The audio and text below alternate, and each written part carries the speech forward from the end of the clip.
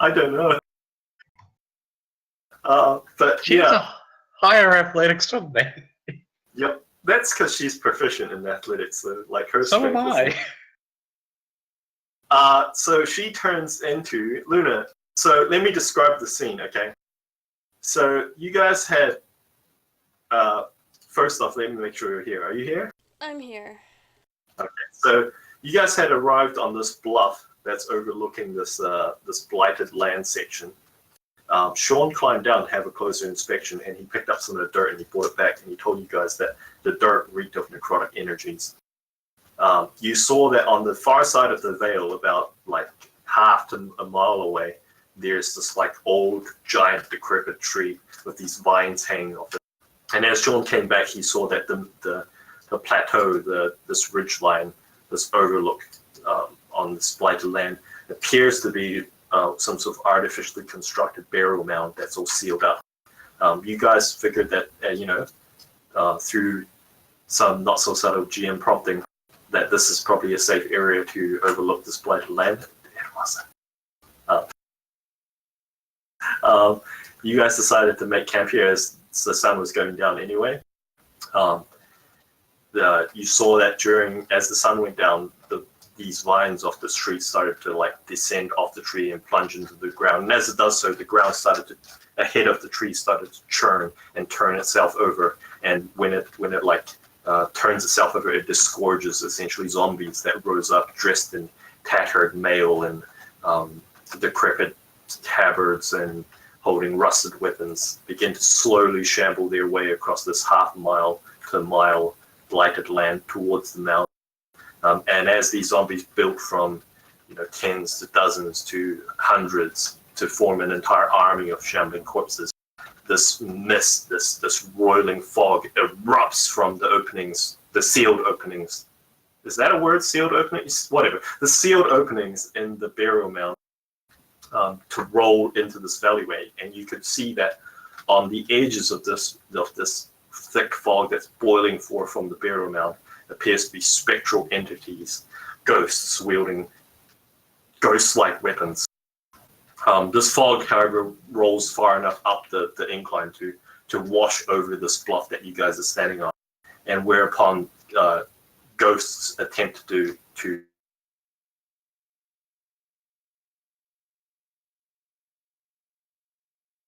Hello?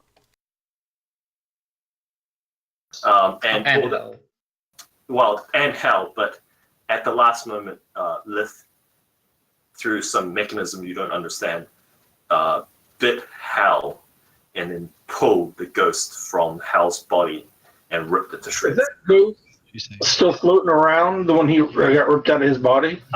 It's like, I will say that Lith is in the process of savaging it on the ground, and you're not sure how she can physically with her blink dog nature. Like, this might be her favorite enemy. And so Luna, you have been possessed by a ghost. The ghost doesn't actually do anything except compel you to join this battle against this wicked necromancer who has sacrificed thousands upon thousands to feed his evil tree. But however, what you do know is that this traitorous elf, who must have been in league with the necromancer this entire time, is attempting to stop you, and she just tried to tackle you and wrestle you to the ground, no doubt with fell intent. How do you respond? So basically, I think the necromancer is my party member. You think that Hal and Sean are in league with the necromancer because they're trying to stop you from assisting your allies in the battle beneath. Ooh, and was there any wisdom or I think you got like a 4 or a 5 on the save. Yeah. You failed the okay. saving throw pretty spectacularly. We'll go by initiative order. You know what? I'll add the order. Could I at least ask, would I know what the spirits want? Like, on the logic that she was momentarily possessed. Sure. Sure, I'll give you that.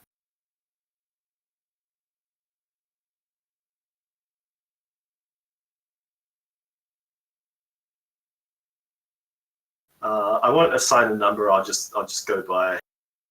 So Sean got a 7. Sorry, Hal got a 7. Sean got a 6. And so it looks like this. So Hal, you just tried to tackle Luna. Luna, it is now your turn. So how do you respond? God, it'd probably be wild shape. Yeah, I thought so as well, but I wasn't sure. What wild shape do you turn into? I gotta open up the page and hope it didn't mess it up like last time.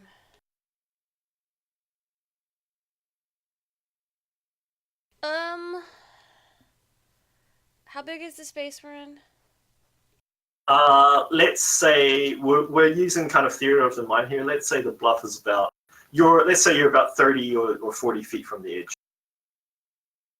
And over the edge is this it's not quite vertical, but it's like a very, very steep incline going down. Yeah, it'd probably be Direwolf then. Okay. That's cool. Alright, so you use your, is it bonus action or action to turn into Direwolf? I believe it's bonus action since I should be Moon. Okay. So you use your bonus action to shift into a Direwolf. Do you stay here and engage Hal, the traitor, or do you join your allies in glorious combat for the righteous cause? Well, Hal's trying to stop me, so I tried to bite Hal then. Okay.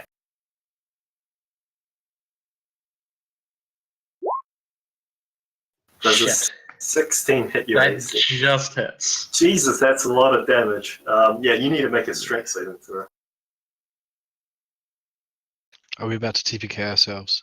Possibly.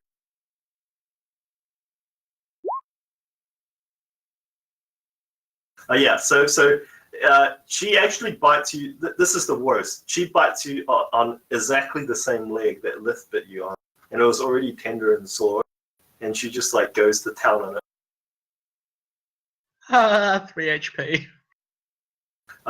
Do you do anything else, Luna? She tried to get away at that point to go join Sean and Hylas. Right. Tylos looks like he is on your side. Sean looks like he is not. But I think that would draw an attack opportunity from you, Hal, right?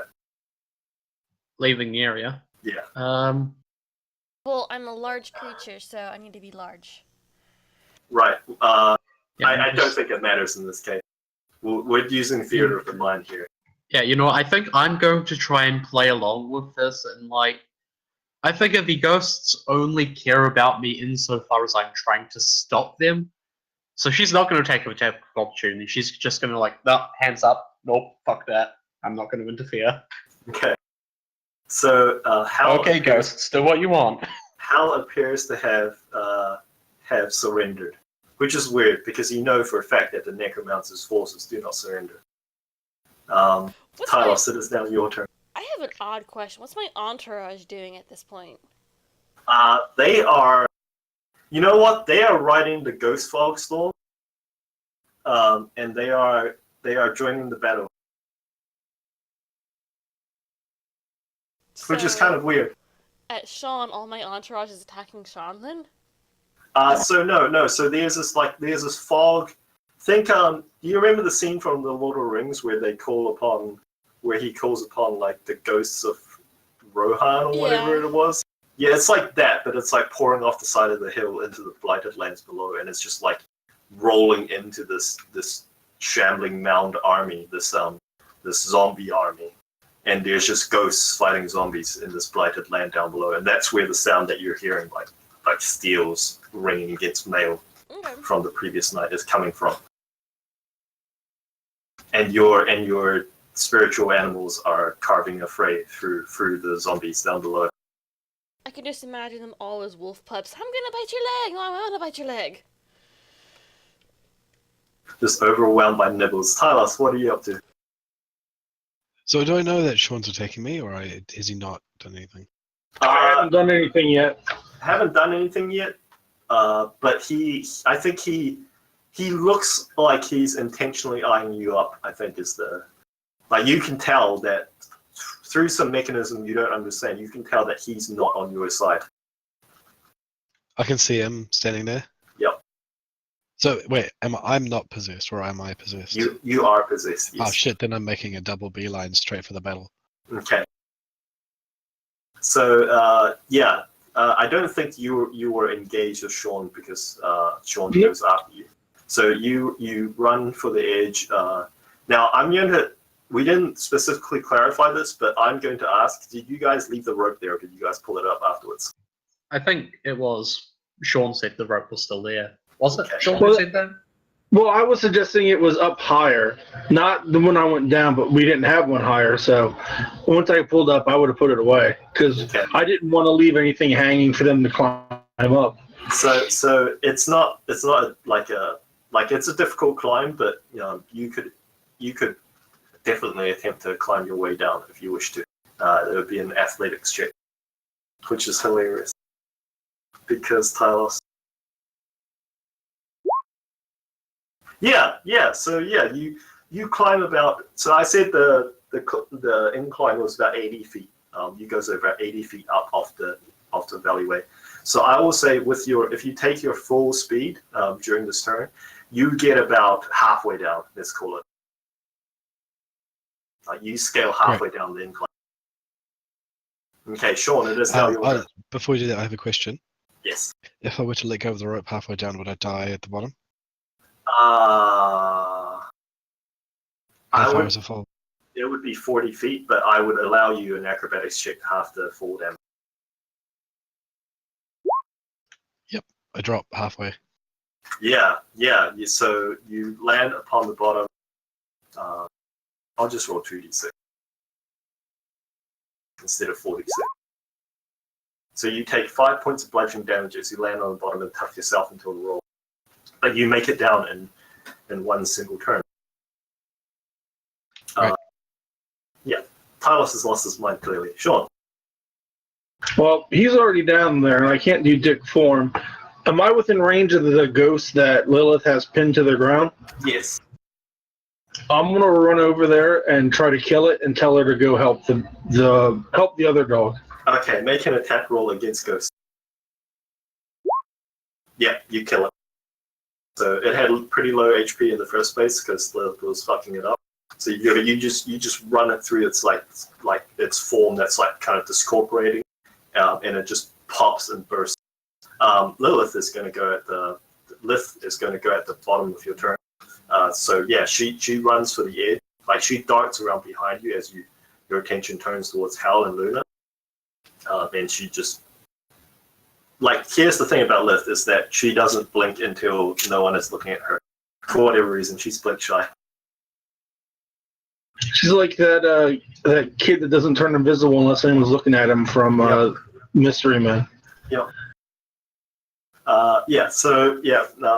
She runs off somewhere. She disappears. She'll appear later. Hal, it is now your turn. Have we still got those healing potions? I don't know if we've used them. I don't know. I don't think any of you have ever used them. Okay, I think this is probably a good time to use one. Is it a D6? Or a D8? D8? I believe. There were 2 potions, right?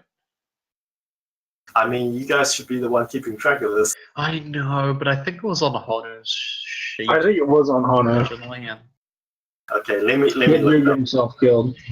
Let me look it up. That's fine. Hanu.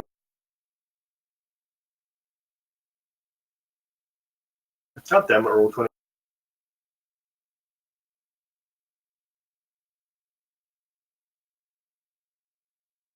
I believe it was 2d4 plus 2 because that's the standard one, but I believe, you guys receive standard healing. I haven't given you guys any weird special potions yet. It was healing potion 2d4 plus 2, and I believe you guys had more than 2 of them. You guys had we found a belt. I don't know how many were on it. I think there were 2 on the belt, and then someone else had purchased one. if I recall correctly. Oh, thank God, that's good. So yeah, she downs a healing potion. Okay.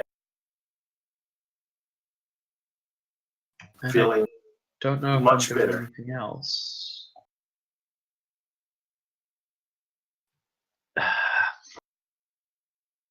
Yep. I'm So gonna start climbing down the rope. Fucking hold on. I'm gonna say, okay. I'm gonna look at Sean. I'm going to say she's gonna say very pointedly, "Let's go down and kill those foul necromancer forces." Yeah. And she's gonna go and start climbing down the rope. okay. Make me a deception check. Oh boy. The thing is, I have no fucking clue what he's talking about because nothing ever tried to take over my head. Luna, roll me an insight.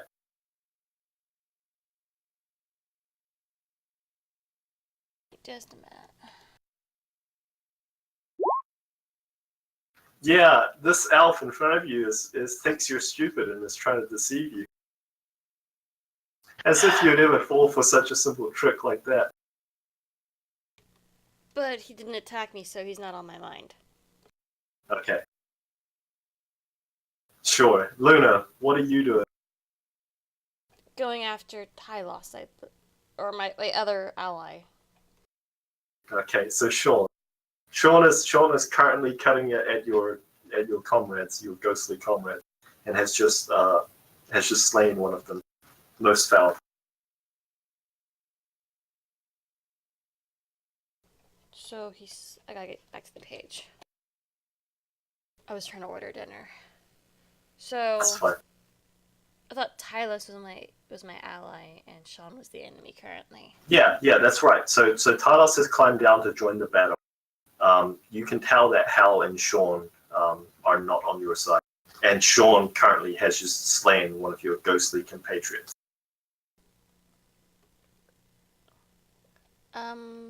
How high are we from him?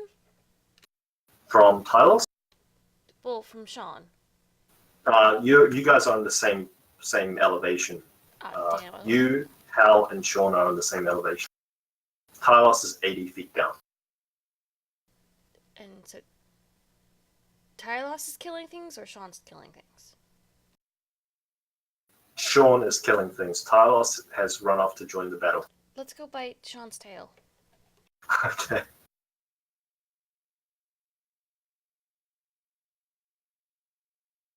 Because I know I said I moved. Yep. So let's try and bite Sean now. Okay. I'm pretty sure that beats your AC, Sean. Yeah, it does. So he bites you on the ass, on your tail, for 8 piercing damage, and you need to make a strength saving throw. So yeah, she attempts to pull you off your feet by your tail, which is quite rude. If there's one thing that cats and dogs don't enjoy is you pulling them by the tail. She better hope that fucking dog bails her out after my last turn. Because if not... All right, Tylos, you see before you your host, your allies locked in well, I would say mortal combat, but the necromancer's forces are clearly not alive. I run full sprint towards the battle. Okay. Yeah, so I think if you were to run 30 feet, you would get within range of the closest skirmish between ghosts and zombies. I run up, pull my dagger out, and run full speed at them. Okay. So you're not going to cast magic? No. Okay. All right. And when I'm gonna get 10 feet away from the nearest enemy, 15 feet maybe. Okay. Yeah, I'd say you'd be able to get there. Trick. Okay, so at the end of your turn, you feel, well, I don't know if you feel, but something attempts to bite you on your back, by your calf. So make a roll.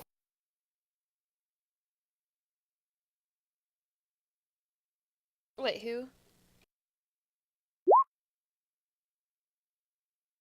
8 misses. So something snaps at your heel, but in your haste to join the fray, it does not connect. And I don't think you even I notice it. ignore it. Yeah, completely. All right, so it is now Sean's turn. This mangy dog just tried to bite you. Well, just Yeah. bit you on the tail. I'm gonna roll around and try to cut her tail off.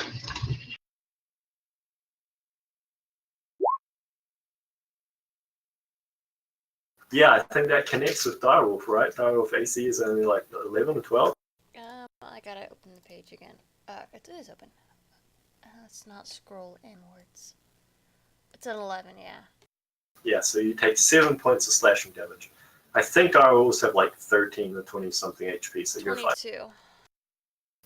It's a nasty cut, but you're still Direwolf form. Do you do anything else, Sean? You know what? I'm gonna disengage from her. I think rogues can do that. I don't think I can dodge. Yeah, I got the cunning action.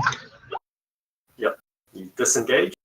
We'll disengage and get closer to the edge over here, Okay. towards the way where Tylos went. And that's my turn. Okay. Actually, I should probably use your wolf form or whatever.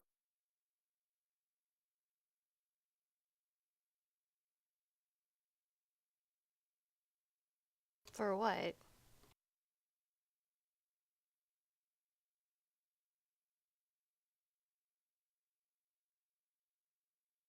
Yeah. So you get to the edge of the thing. Sorry, you get to the edge of the ledge. Wow, that's a word.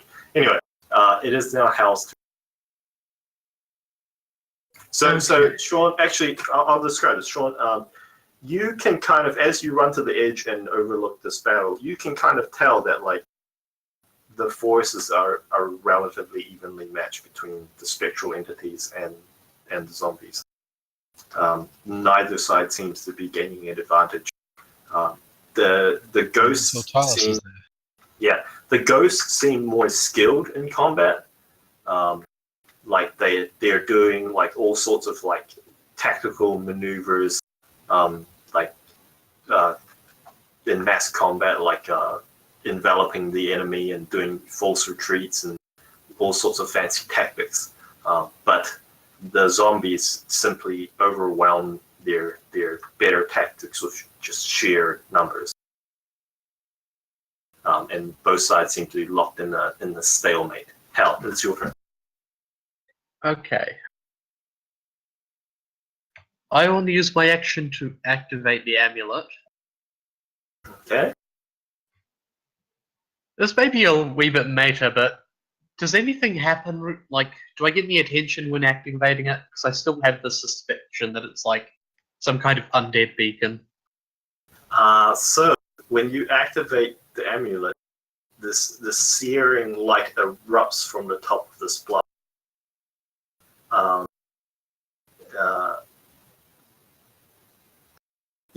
The searing light erupts from the top of the block. These holographic pane-like armor panels project over your current clothing to form a kind of like a angular plate armor out of sheer panes of light.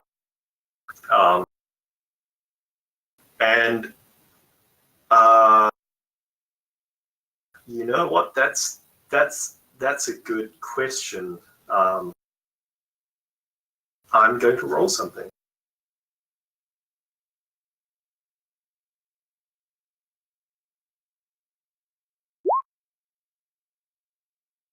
Okay, so as this wash of light erupts on this bluff and like kind of like it's weird because there's currently a lot of fog around, but the light itself seemingly pushes away, like physically pushes away this fog until there's like a dome, like a 30-foot dome directly around Hell where there's no fog. And as this light sears, like washes over you, Luna, you feel the the compulsive presence washed from your mind, and you're no longer possessed. And you come to the realization that that some spectral entity was inside your mind, compelling you to do all sorts of irrational actions, like attack your ally. My tail goes straight between my legs and I start whining. Hal, what do you do She's- for the rest of your turn? I think she's staring at Luna for a moment, like trying to work out what's going on. Then, oh, so she's going to move to the edge. Hit up. Yeah, we haven't got a rope, do we? Do we have a rope? Sorry. No, because Sean took it up. Yeah, I did. You could jump off the edge. No, I want to take. Because I think I have a rope. How far down is it? 80 feet. And I would absolutely jump off the edge if I was level 4. Yep. I've only I got jumped. 50 feet of rope. I jumped How off many- the edge. Oh shit! I don't have slow fall. Has anyone else got rope? I was going to take out her rope. Yeah, it's on the side of my pack. You could easily take it. Well, yeah, I didn't change my pack, Yeah. so... Hella's. She got pythons. Does she have the dungeoneering kit? Assuming we still have the pythons around, so I'm going to take out a rope and like try and tie it, thread it through the pythons. Yeah, there's various like Maybe. there's even rock outcroppings and stuff around that you Yeah. can move the rope over. So I'm going on the plan of hopefully Lith will get Tylos freed. We can then get Tylos to come back, and we'll use the rope to bring him back up. Okay, Yeah, that's my thing. so it is now Luna's turn. Luna, you're now free of this unnatural compulsion, and you can feel that there's a. I won't say there's a sinister element about it, but the ghost definitely was not benevolent. Like, obviously. I do not feel like feeling this way. So she's going to creep up to Hal and gently start licking the wounds that she made.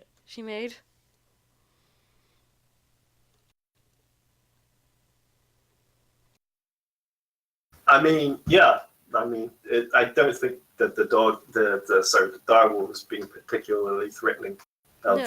I think she's making it obvious that she's sorry about what she did before.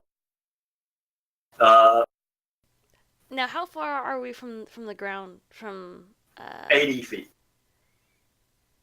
Hell only has 50 feet of rope. You know what? Screw it. I put Hal on my back and I jump.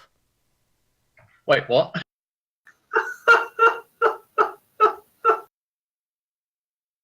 Okay. I mean, how do you consent to this?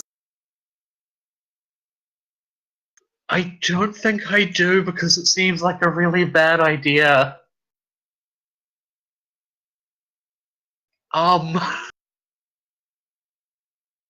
Jesus, why put me on the spot? This just reinforces Tron's idea that dogs are idiots. Okay, hold on a second. Hold on.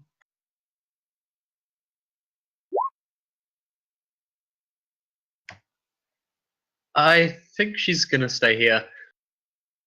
How doesn't seem to want to ride a wolf over the edge of an 80-foot cliff. That's fine. Then I'll just go by myself then. Okay, so you leap off the edge of the cliff, roll me an acrobatics check. Remember, I'm large, so Yeah, but that's not gonna like magically muffle the impact on me. no.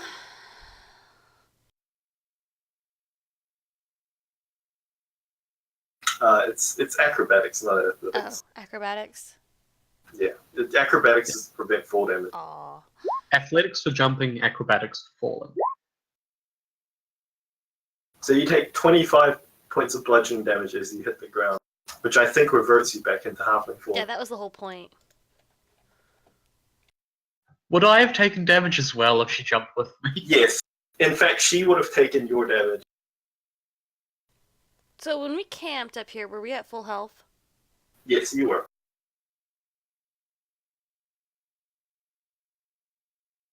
And so that would be minus Okay. 10. Okay. Is that the right page? Should I get on the right page? Yeah.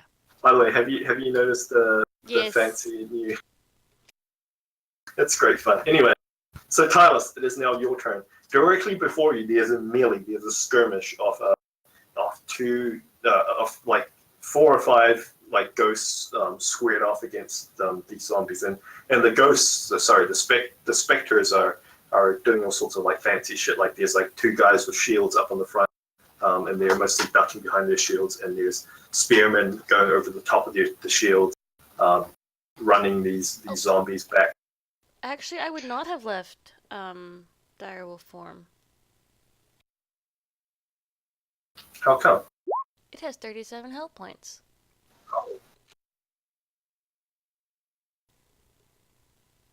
So that would put me... Yeah, you're right. It does. So you took 25 plus something earlier. 7 for me. So I which got should 5 hit points put left. you at 5 hit points. So yeah, you just watch this direwolf jump over the edge of the cliff, hit the ground, like tumble a few times, and then shake itself to its feet. It still seems to be alive. Tylos, what are you doing? So I'll fire into that melee. Okay.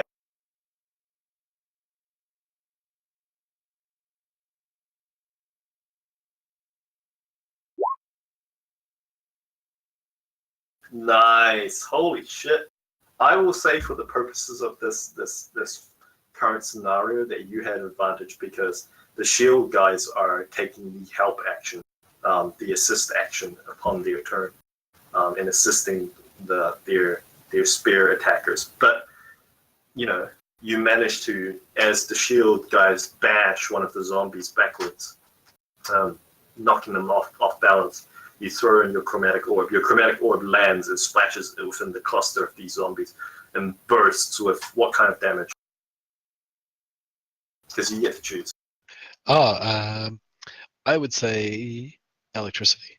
Okay, so as it lands and like it erupts in this like ball of electrical lightning damage that sears off through the fog.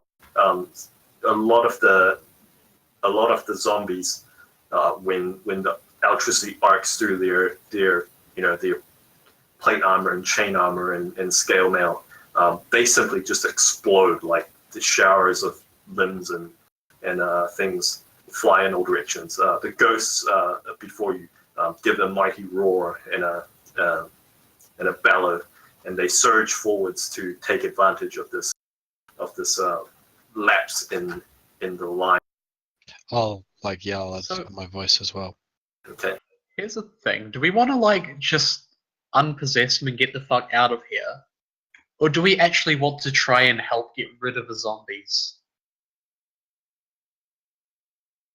Because if we get rid of the zombies, that might lead to a more permanent solution for this area. Isn't there like a million billion zombies?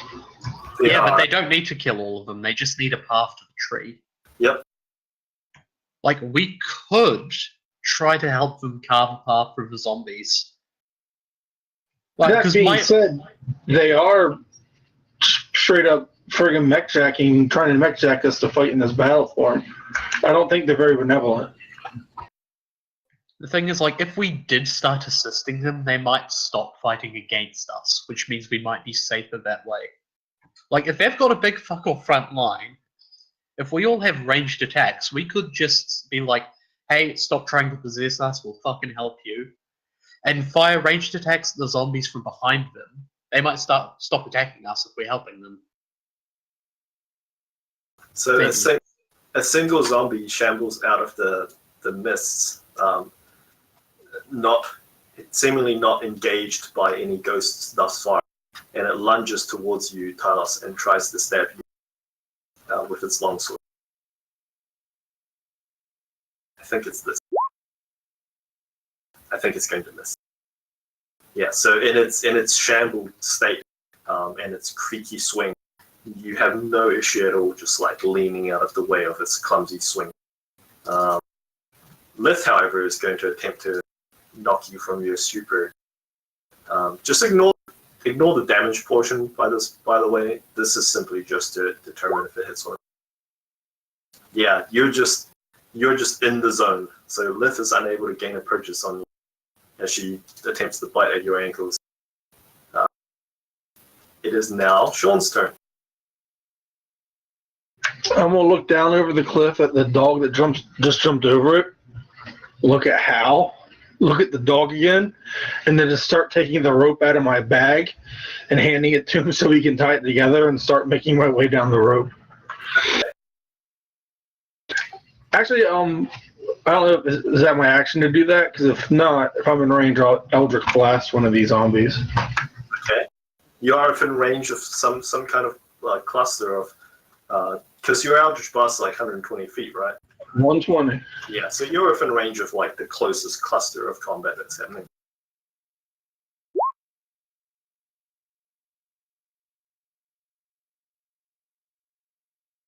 By the way, these aren't 5-foot squares. These are more abstract than that. Let's call them 50-foot squares. Can I hit the one that just struck out at Tylos, or is he just too far away? Yeah, he's too far away. He's at least, That's fine. he's I'm at just least gonna 100 feet away. randomly pop one in the head with You know 13 what? heads. You know what? That's fine. That's fine. I will say for the sake of the narration, don't worry about distances. Let's just say that you're within range of the zombie that attempted to attack Xylos. So you can try and nail it. Yeah, I'll begrudgingly try to hit it with that 13. Okay, so yeah, from whatever you can tell, your psychic blast seems to have little or no effect. You're not sure it's because if there's no one home or if like whatever armor he has hindered your psychic blast. Oh, that's all I can do. So that'll be it. Okay, Hal, it is now your turn. So Sean do has we just handed you enough rope for you to reach the bottom without jumping. Okay. How far can I get down the rope? I will say going down is easier than going up, so you can get all the way to the bottom in one go. Okay, I want to get all the way to the bottom. If I get to the bottom, how far away is the sort of front line of the ghost, whatever? So the thing about this battle is that like there is a front line, but there's leak throughs on both sides. Rather, if I want to look for the weakest area. How far away is that? I want to be able to get within blasting range. Yeah, there's definitely melees and skirmishes going on within the vicinity of you, but I'll say for the sake of like the front line is like let's say perfectly down the center of like the Scarlet. Okay. So am I in range of a zombie? You're in range of plenty of zombies. Okay, I'm assuming Tyler's is out of range because he's charged. Yep. I'm gonna fucking point at near a zombie. You know what? What's the range on your blast? 30 feet. Yeah, he's out of range. Yeah, I'm gonna take regular standard action blast and my bonus action attack to fire twice at one zombie. Yeah, so you nail your second blast. The first one wings off somewhere and splashes off into the mist without seeming to hit anything. So you hit one of the zombies. The zombie doesn't go down, but it disengages from the skirmish that it was having with some sort of like spectral spellcaster, some sort of priestly class, who's in like some sort of cleric raiment. In fact, the raiment reminds you of something. The dress of this priestly person that the zombie was attacking reminds you of something. I would like for you to roll me an intelligence check, just a straight intelligence roll. You've seen it somewhere before recently, but you can't quite place your mind on it. Alright, listen up, you spectral assholes. I'm gonna help carve my way through these zombies. You stop trying to kill me. Alright? So the zombie starts shambling towards you. It ignores this person and goes after the person that it just tried to kill. It has less HP, so it's already hurt.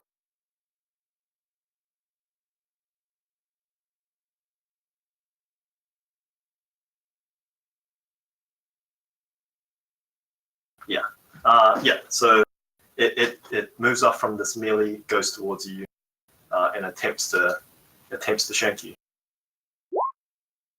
Oh, for 5 slashing damage. Not too bad. That shatters the plates. Which doesn't hurt you, but Nope. Shatters the It was plates. a big head. Yep. Thank God for armor. Yeah, so as it stabbed it through, the plate flares.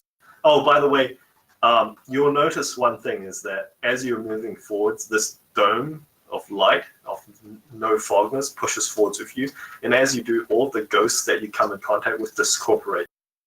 And the zombies Okay. kind of surge forwards into the gap.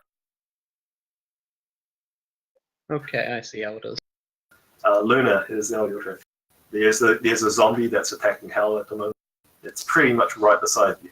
Bite zombie. So yeah, you kill it. Like you bite it, you tear it to the ground. It flails a bit. You go for its throat and you tear its head off. Can I toss it toward the one attacking Tylos? He's a bit far away, so no. Oh, I damn. mean, you can, but like he's more than like 60 or 70 feet away. I still want to try. I think it'd be hilarious. Okay, roll me an athletics check. So you attempt to throw the head over your shoulder and then punt it with your back legs, but it only goes about 5 or 10 feet. I don't think Talos notices. He's too entranced with his shenanigans. Talos, there's a zombie right beside you. The spectral army that you were assisting before has surged forwards and pushed the battle further towards the tree by about 50 feet or so.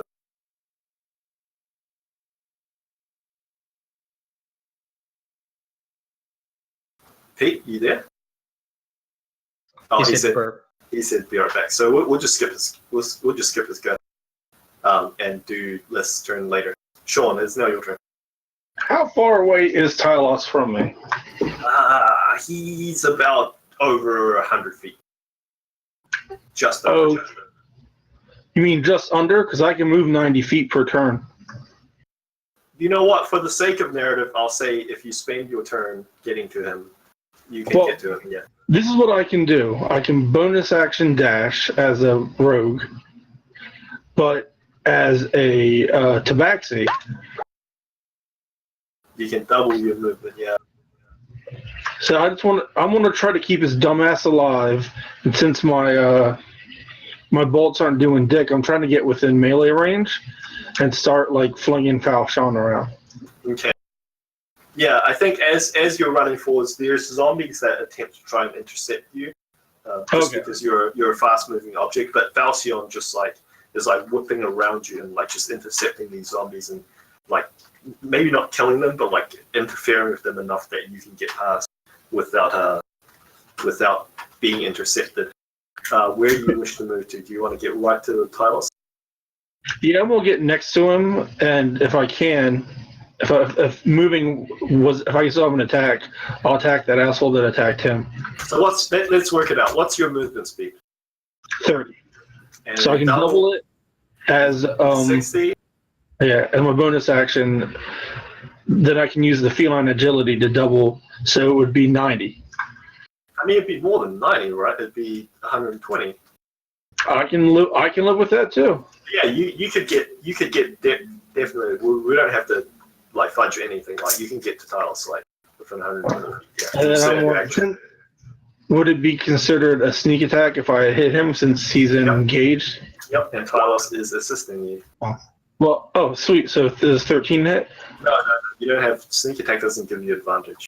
It just Well, I thought you said he was assisting me. That's why. If not, if no, his I visibility. mean threatening him, so you get sneak Okay. attack. Is what I meant. Well, I miss, so I'm still there. Okay. So you guys are engaged with the zombie at the moment. Peter, are you back yet? No. Okay, so Hal, your turn. Okay, so Oh god. hang on a sec. He's literally being attacked by Luna. Okay. So I want to have Hell run a Hell, like the line doesn't stretch past the blighted area, does it?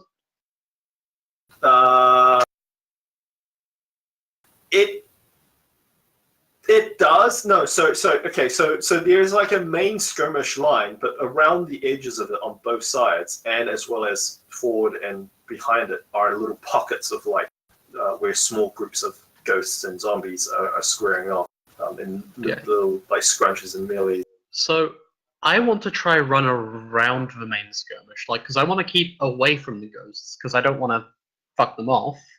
Okay, so I will tell you that the skirmish line is the main battle line is long enough that it's wider than it is deep. So like it'd take you longer. I'm to back, run. sorry. It takes you like to run, assuming there's nothing in the way. It would take you much longer to run around the edge of it than to run straight through it. How much longer are we talking? Like 3 or 4 times the length. How long would it take if I ran straight across? Like, assuming there was no one to block you, it's like I said, it's like almost 1,000 feet. So yeah. Whereas like if you were to run around it, you would need to run like a mile maybe. That sounds less fun. Fuck. But I will tell you, for every pocket of skirmish that you guys clean up on this side, the ghosts seem to.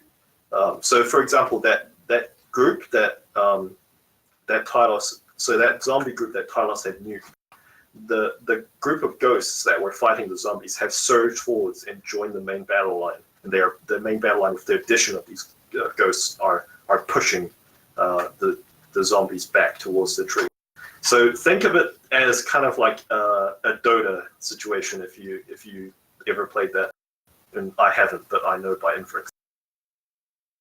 Basically, like these are all the ads that are being spawned by the bases, Right. and you guys killing creepers, basically. Yeah. killing The problem- creepers, yeah. But the problem is I kill ads on our side, but I go near, so to speak. That's the main issue. Yeah. Hmm. So you just have to shoot them from further out than 30 feet. No, which you can't do. Yeah. The light is 30 feet. My blast is 30 feet.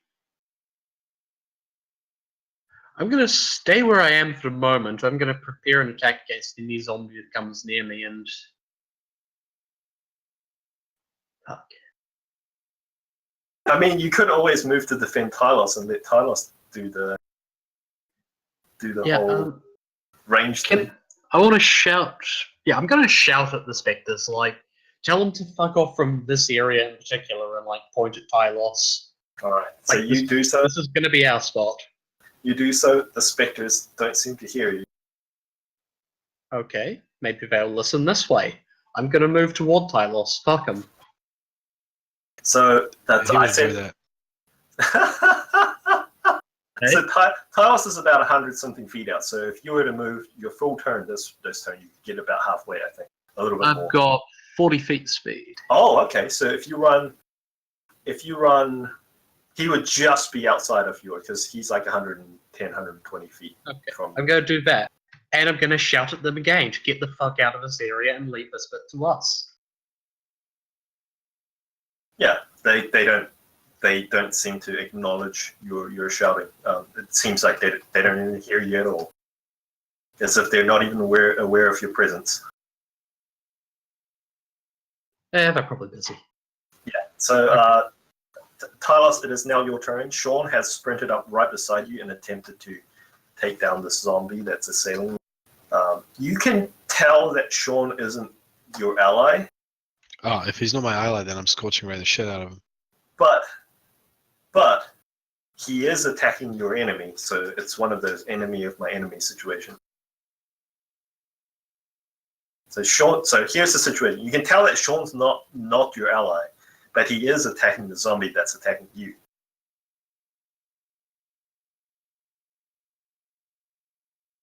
He's trying to let me kill Sean.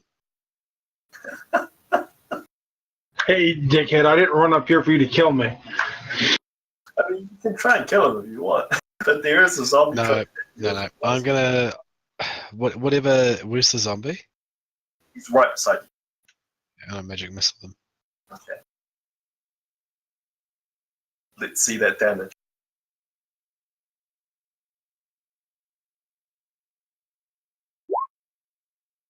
Yeah, so you magic missile him.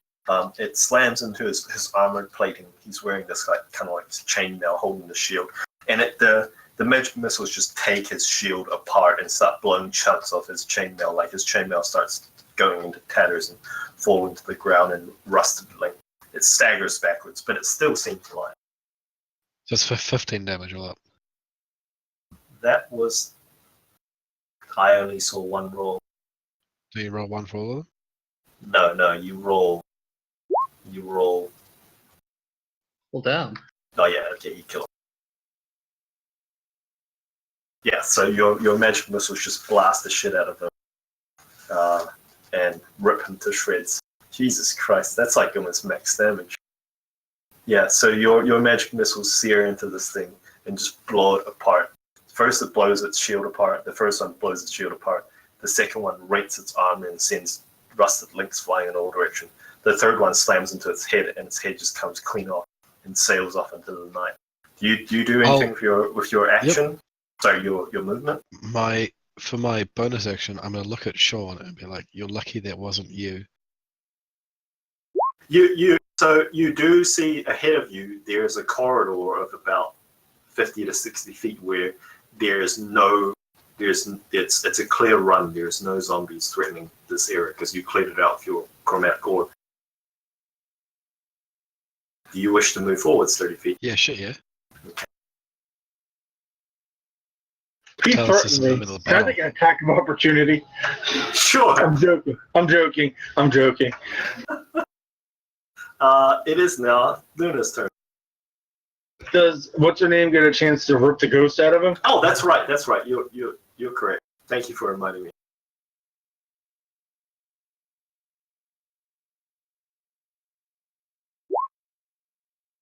Okay, so finally, Tyler, so you take 5 piercing damage as this mangy dog, who you've been trying to be nice to and feed it whiskey this entire time, bites you on the ankle and attempts to tear the shit out of you, and it hurts. I say, "Oh, what the fuck, Liv?" But then, as she does so, you feel this presence in your mind that's been driving you to take these rash actions to join this battle. You feel it get sundered from your mind, torn from your mind, kicking and screaming. And as her teeth comes loose of your ankle, and she starts like doing that backwards dog shuffle when it's pulling at a rope in a tug of war. You see that it pulls the spectral entity from out of your leg until it's just flailing on the ground, trying to fight off this dog that's just going for its throat. And you are no longer possessed. You no longer feel a magical compulsion in order to join the fray of battle. I mean, evidently, according to... No, never mind. They wouldn't have shared this information with you yet. So, Luna, what are you doing? Well, I was going to head over to Tylos, so that's where I was going to go. Tyler seems to be standing in a relatively clear spot, clear of both ghosts and zombies.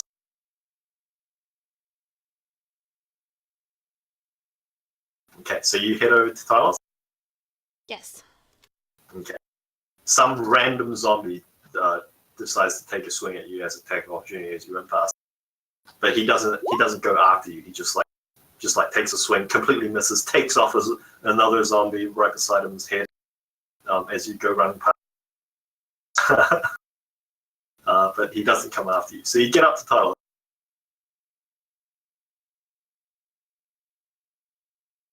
I think what do you intend to do with your action or bonus action?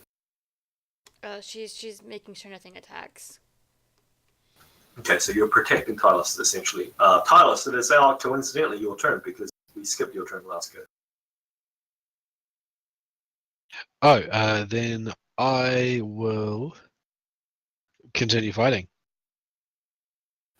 You have no magical compulsion to do so. I mean, you have no magical compulsion to do so. What? Tylos, on the other hand, he starts a job, he's going to finish the job. even though the job wasn't, never mind. Okay.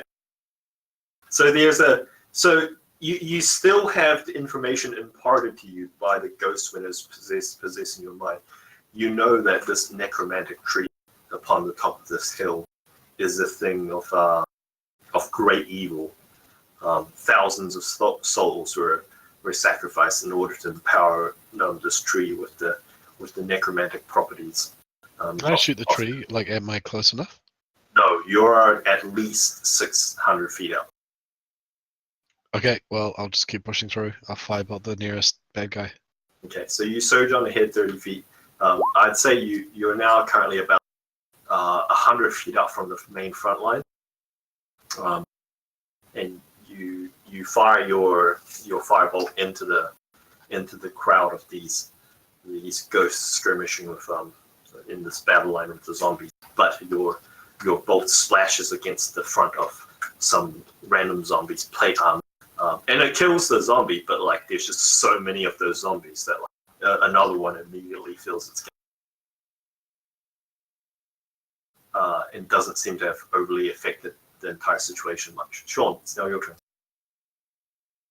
All right, so how far am I from the nearest zombie, like melee-wise? There are clusters all around you. If you wish to run and engage one, you definitely can. You said we're about 100 foot from the main line. The main line's like where the shield wall is? Yeah, basically, the main line is basically like there's two battle lines fighting against each other, and then behind the main line where you guys are, there's just like little pockets of where like 3 or 4 ghosts are fighting like 3 or 4 zombies. And each time you guys basically kill off one of these clusters of zombies, the ghosts themselves run off to join Yeah, them. go ahead, main line. I'm gonna go towards the nearest cluster that's in the route of the main line. And if I can find one that's engaged with a ghost, I'd like to attack him with a sneak attack, if possible. Roll me an attack roll. And in fact, you won't get advantage for this. But yeah, you managed to slay with quick work of Falcion. You managed to dispatch the 2 or 3 zombies that were being. Well, maybe you dispatched one of them, and in the gap, the other ghosts dispatched the rest of them. And this ghost cluster surges forwards in order to engage to join the main battle line. So I will add a little lines to indicate how much forwards the battle line has put. And is there anything like close is there anything like I could hide behind here? Like bonus action stealth? Yeah, sure. There's plenty of things happening in the chaos. Yeah, 15. I'll just roll. Yeah, so no, your efforts seemingly hasn't attracted any attention from any Just a little bit of grass that I'm crouched down in like a cat. Okay, Yep. that's my turn. Now it's now your turn. Okay, so if she's moving forward to follow Tylos, looking over her shoulder, do the ghosts in the mist reappear as she leaves? Like, They have they do been... not. Okay. Although, if you look back up on the hillside of the cairn that you guys are standing on, you can see fresh waves of ghosts pouring forth from the cairn.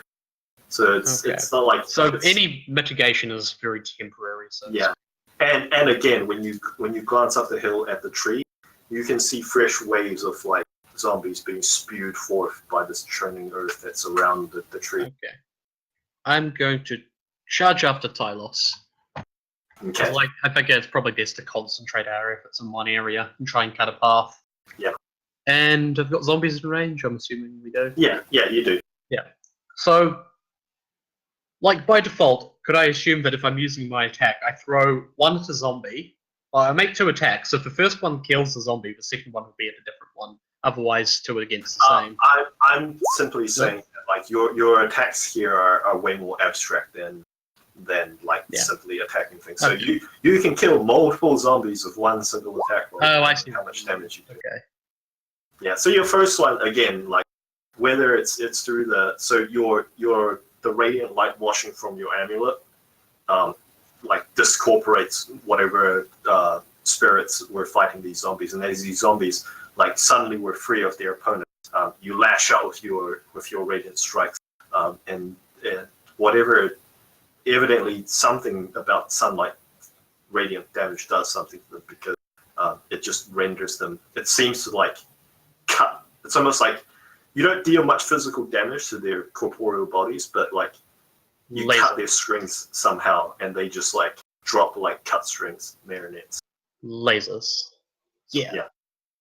Now it is now Luna Wolf? Luna Dog? No, not Dog. Luna Wolf. Luna Dog's fine. Technically, she is a mutt, so she's following Tylos. Yeah, okay, yeah, you're fine. But how I should say, you killing those zombies seemingly had no effect on the ongoing, because at the same time you killed some ghosts. Yeah, so the idea is if I get far enough forward, it shouldn't be too much of a problem. Yeah. So at the moment, your field, your 30-foot covers Talos and Luna, but not much further beyond that. As long as I can keep breaking even, the others can keep sort of pushing, so to speak, until we're further front. Well, at least if you gather that, as long as you have your thing going, like, if for some reason the ghost should turn angry against you, like at least you, Luna, and Talos would be protected, because they can't seem to enter your 30-foot sphere. Anyway, so what's Luna? You run up beside Talos. Talos doesn't seem to have the weird possession thing going on anymore. However, he still seems to be intent on this battle.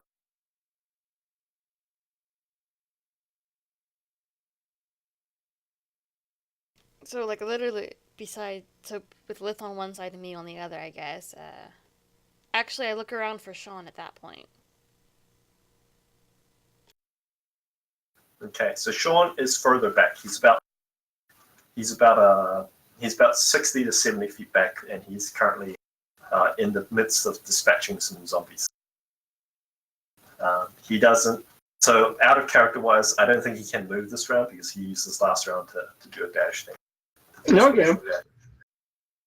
I just can't use feline agility again until I don't move.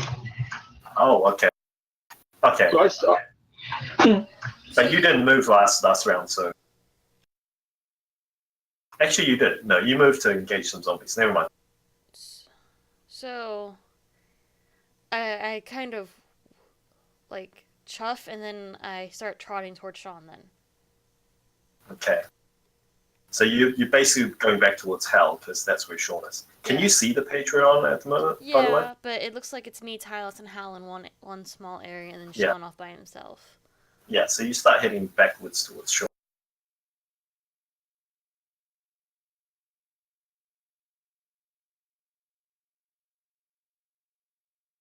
Tylos, it is now your turn.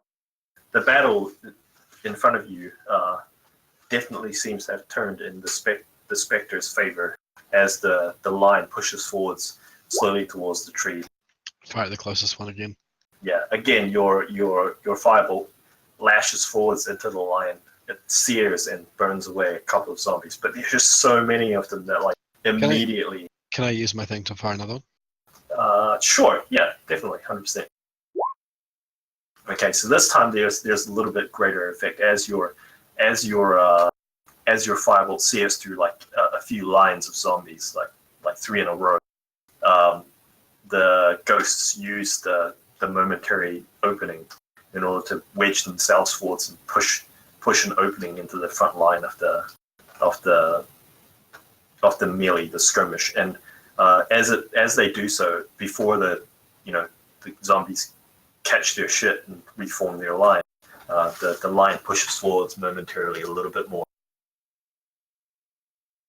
I will say.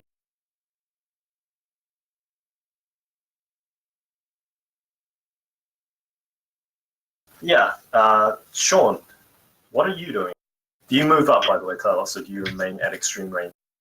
I'll move up, but not enough to get into melee. I'm going to move up towards the surge, wherever the direction we're heading.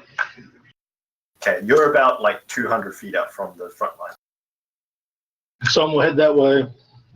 If I can find another group of ghosts and zombies engaged, Yeah, you Almost. definitely I'm going to sneak up on them all stealthy-like because I stealth. can. You have advantages. And if I can, like I'm in the anime, actually wheel Falchion, which makes no sense because he's way too big, and like slice and dice like all the zombies in that cluster.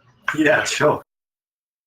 It's like one of those things where it's like you see a quick movement of the cat jumping out of the bush, just a glinting of the blade, and like 3 zombies sit there for a second, and then all their bodies start to slide off. He jumps up into the air. He's in a weird angle, and there's just flashes of blade that make no sense because like there's no way a tiny cat could swing a blade in that kind of direction.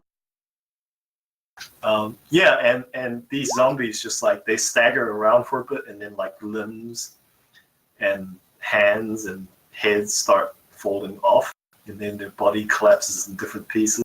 And with a mighty triumphant roar, these ghosts surge forwards and they join the line and smash into the line, pushing it backwards. And then, like a ninja, I vanished back into the shadow. I like it.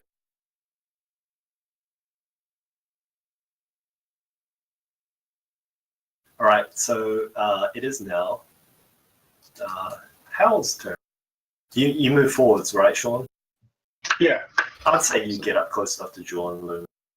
So, seeing as I'm sort of not a good idea moving forward too quick, I'm going to hang back a wee bit, and instead of trying to cut through the line, I'm going to, like, target whichever zombies look like they might be closest to Tylos or Luna or so forth. Okay. And... You can see that Tylos's attention has drawn the attention of not good today.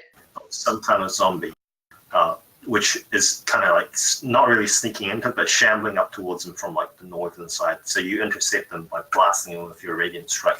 And again, the radiant damage the lasers don't seem to do that much damage to their corporeal forms, but it seems to cut some sort of control mechanism because they just fall over like cut strings. Whatever's happening is working. Yeah.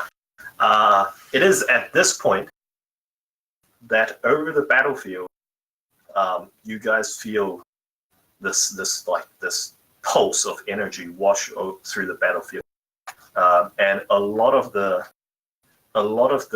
ghosts themselves just discorporate, like as this pulse washes through this line, and some of the line, like the zombies, shudder.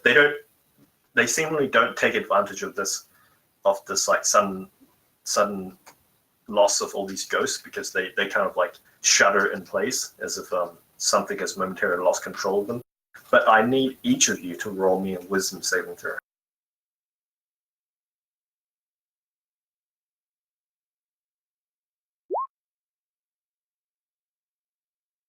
Oh, yeesh, Talos.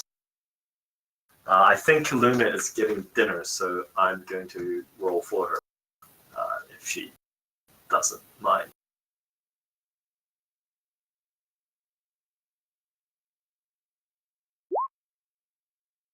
Okay, so Tylos and Sean, let me think about this.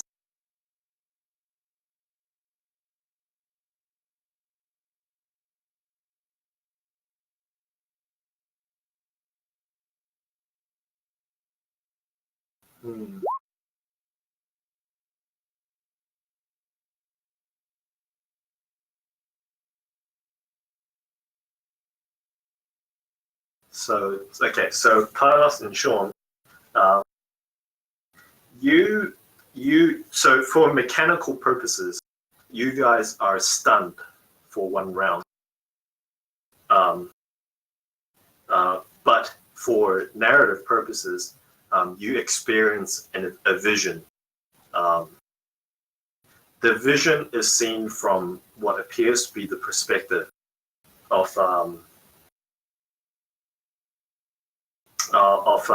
some sort of So the vision is seen from the perspective of a person standing at the top of a hill. Before him in this alleyway is an army that's fighting against this other army that's squaring off against it in this alleyway. And behind the alleyway, behind this battle line, like on the other side of the valley from where this person is looking from, is what looks to be some sort of like a bastion, a castle basically on the top of this hill. And you can see that these pillars of light are descending from the heavens.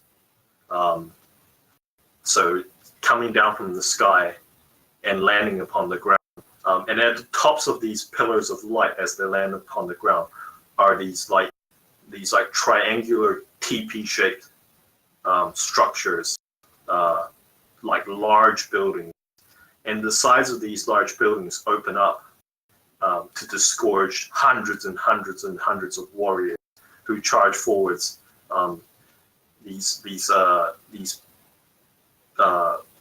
You wouldn't know what they are, but these like necrotic wielding weapons that shoot necrotic fire from their hands into the battlefield. And as this person watches this army, these armies spill forth from these pods landing upon pillars of light. He reaches down and he grabs a knife and he plunges it into the side of this prisoner that he's been holding, kneeling in front of him. And he cuts out the person's throat, and with a spray of blood, the blood seeps into these roots upon the ground beside this tree. And this tree seems to drink up the blood and surge upwards as these like blood fruits and petals seem to form. And the petals and the fruits themselves turn into these coils of vines or rope that descend down into the ground.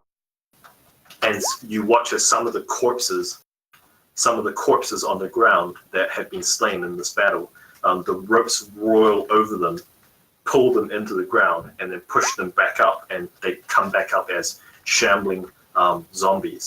And these zombies rejoin the battle on the side of this knife-wielding necromancer. And the bodies themselves are from both armies, from both the armies descending upon the pillars of light and the armies fighting against on the side of this tree of this necromancer. So it's just like as the dead are dying, he's just reclaiming the dead as zombies and then pushing them back out into the battlefield. And like there's just more and more and more people building up on either side.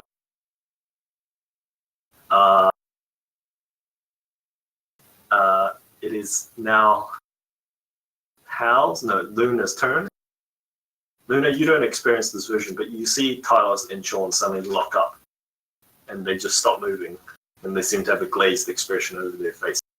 I would have put them on my back then. Okay, so you go over, you knock Sean over until he lands upon your back. Where do you go with him? So Tylos and Sean are both locked in the vision, so she'd go over to Hal. Okay, so you bring Sean over to Hal. Tylos, for this turn you're experiencing this vision. While you're experiencing this vision, a zombie attempts to take advantage of the suddenly lapse and lunges towards you and attempts to shank you. I'm probably dead. It has advantage on this attack, so we'll take the first damage though. So 14 to hit The hits. for 6 damage.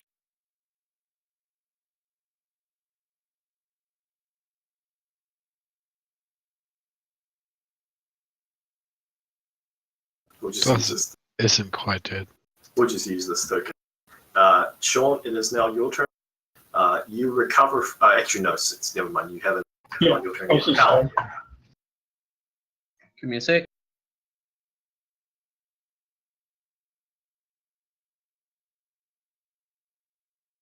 Okay. Seeing as Tyler seems to be stunned and zombies are taking advantage of that, I'm going to do the same thing and try and use lasers to protect him from anyone who comes near. Okay, so there's this zombie that's currently attacking Talos. So yeah, you just completely blast him to bits as he staggers backwards. Your radiant light first cuts the strings, and as he's toppling backwards, your further blast just like rips him to chunks, searing nicely smelling meat upon the ground. That's a description. That's all. So I would like for Tylos and Sean to roll another wisdom saving throw. Okay, Tylos, you break free of this vision. Oh Sean, man. you experience the next section of the vision. So as this tree, so you watch almost in a fast forward motion, like 40 times speed, as this necromancer takes this sacrificial dagger and just kills one prisoner after another prisoner at the base of this tree. And as it does so, this tree begins to bloom and surge upwards from this like sapling to this like giant fucking tree.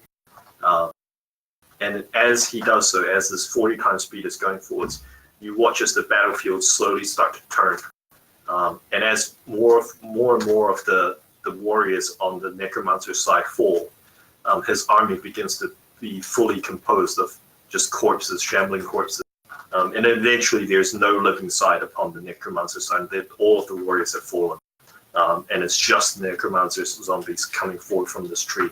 And the pillar, you can see that the battle is turning for the necromancer, like the people pouring forth from these descending pods, which ascend back up into the heavens. They begin to lose, like the necromancer zombies are pushing them backwards. And you see as a figure emerges upon one of the periaps. Are they called periap? What's the castle? There's like a balcony. What do they call like the castle balconies? Battlements? Yeah. No. Okay, sure. I'm thinking of a specific word. The periap. I swear it's on the tip of my tongue. Pretty sure that they're called on the tip of my tongue. The parataps? The parapets. Yeah, the parapets. So this figure appears upon the parapets, and again, Tylos didn't see this vision, so never mind. So he's dressed. Something about the way that this person is dressed is very familiar to you, Sean. I would like for you to roll me an intelligence check.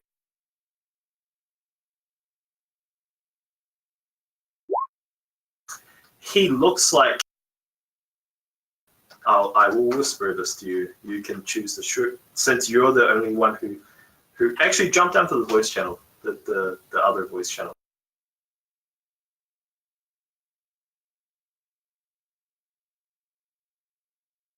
Huh.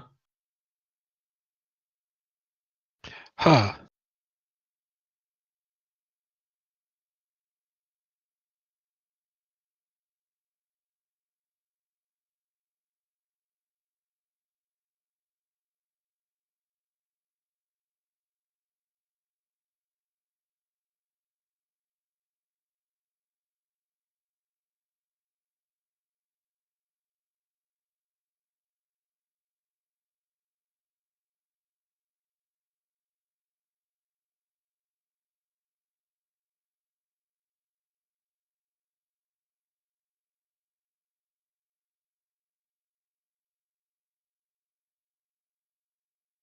So this archaically dressed person holds forth this specter, and he begins to incant something, and you can feel that the necromancer is panicking, and he in haste he takes this dagger, and he does something to it, and then he plunges it into his own heart, and a powerful explosion of necromantic power washes out over the battlefield. And as it does so, you see this person up on this period raise his staff and bring it down upon the castle tower in front of him, like underneath him, and the entire tower collapses, just falls in upon itself. The entire castle falls in upon itself, and starts to crumble. And as it does so, you see this pulse of energy wash out and slam into this pulse of energy that's coming from the necromancer plunging the dagger into his heart. And where these two fronts of energy meet, all of the bodies, so all of the soldiers on the battlefield that are still fighting on the castle side, and all of the zombies on the necromancer side, just all drop, like as if someone has just sucked all of the life force out of them. They just all drop and land upon the battlefield, and there's just silence. And you can tell from your angle, from your view now, as the life slowly fades from the necromancer's vision, and the vision slowly fades, that what you're looking from now is the blight upon which you stand. The tree, the necromancer where he was standing, is where the tree is. And where the castle used to be is now the cairn that you guys are standing on. Gotcha. Okay. It is now Hal's turn. So Tylos looks at Luna's turn. Tylos looks to have snapped around, but Sean is still mumbling and having weird spasms. Yeah, I'm rejoining the rest of the group and helping to protect. Okay. Sean, so Tylos, it is now your turn. You experienced part of this vision, but you snapped out of it. Okay, well then I'll continue fighting. Okay. So, are you casting just pure firebolts? Just You're pure firebolts. You're not going for anything splashier or bigger that might have more effect? Fine, fine. No. You can do pure firebolts, but like as I said, your firebolts that like they seem to help, but like they're not turning the tide or anything. Alright, well then I would definitely do something flashier.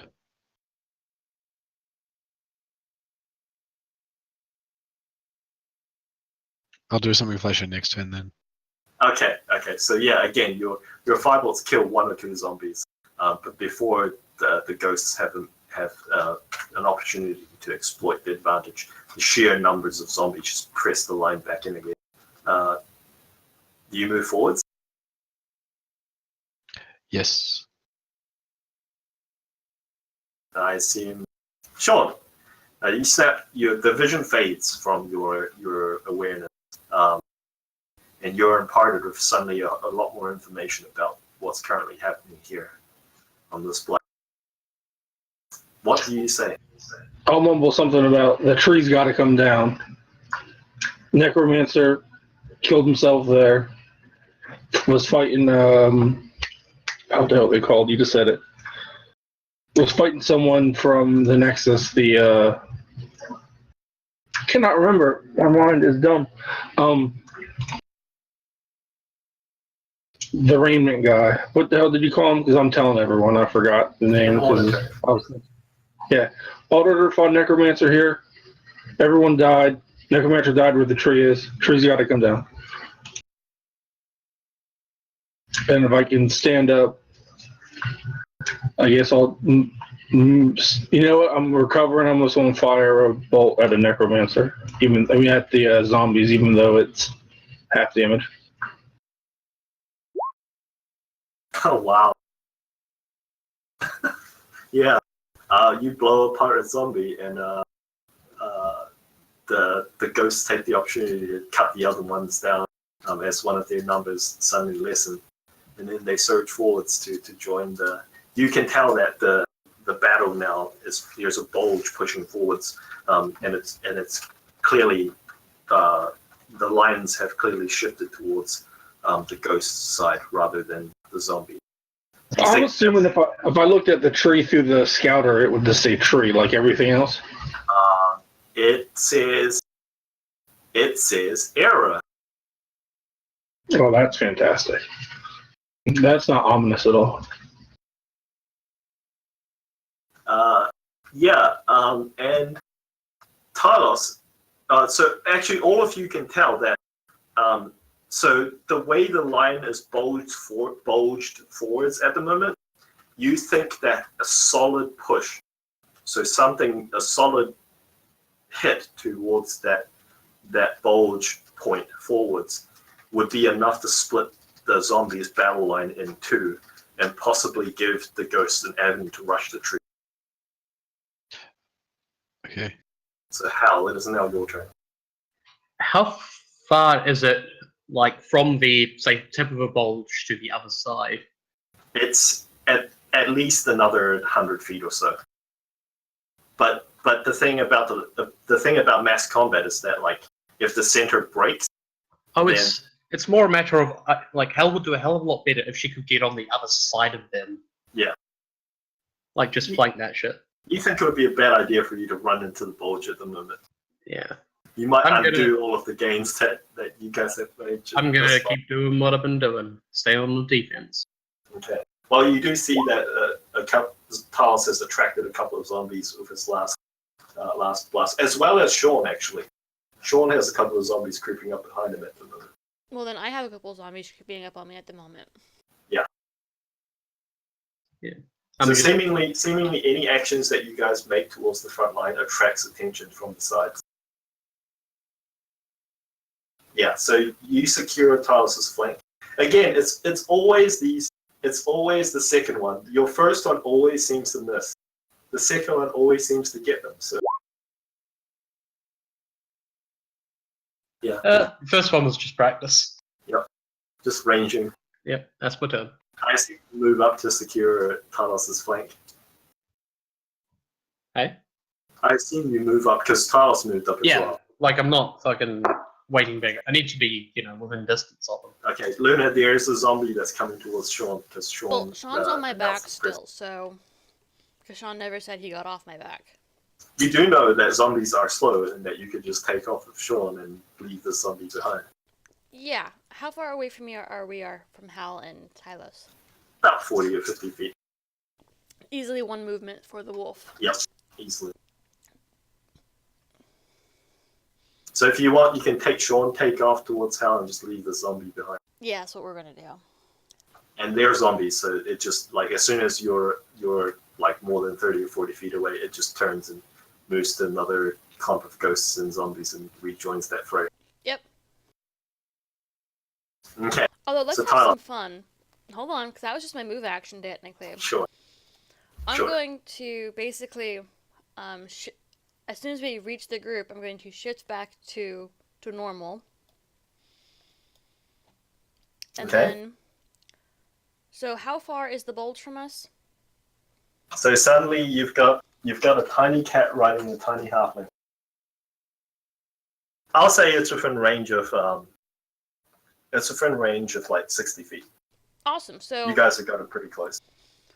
so let's say 20 feet from the ghost, so into the zombie line or whatever. We're going to cast this. 9. Oh. Okay. I'm going to roll just a couple of checks in order to represent, like, I'll roll 3 in order to represent, like, clusters of zombies. Actually, how wide is it? It's 5 foot. No, I'll roll 1. Let's see, Constitution saving throw. They don't have the most amazing Constitution modifier in the world. But hey, they roll pretty good. But they still take half damage, right? Yeah. Okay, so 6 radiant damage, and they take extra radiant damage. Well, not really, but radiant damage does something to them special. So you see your moonbeam come down from partially obscured by this mist. So it looks kind of weird, but at the same time, like, your moonbeam comes out, the spectral flames lick around the edges of it, and as the flame sears over the zombies, their bodies don't seem to take much damage from the flames, but you see a lot of the zombies simply just, like, they just topple towards the side and fall and lay still.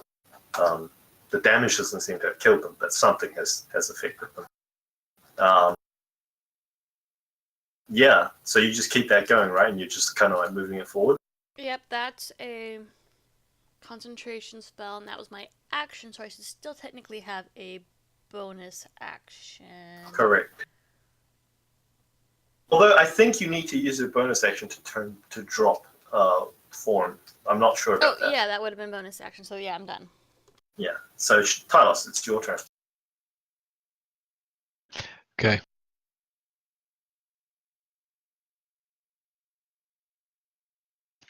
Oh, sheet's done something really. Hang on.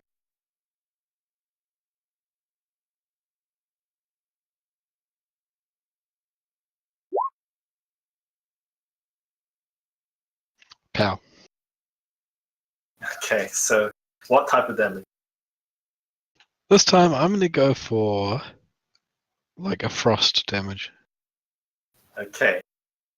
So as you throw forth your chromatic orb into this moonbeam that's currently wrecking, the frost damage seems to have no effect upon the ghosts themselves. They're caught in the explosion.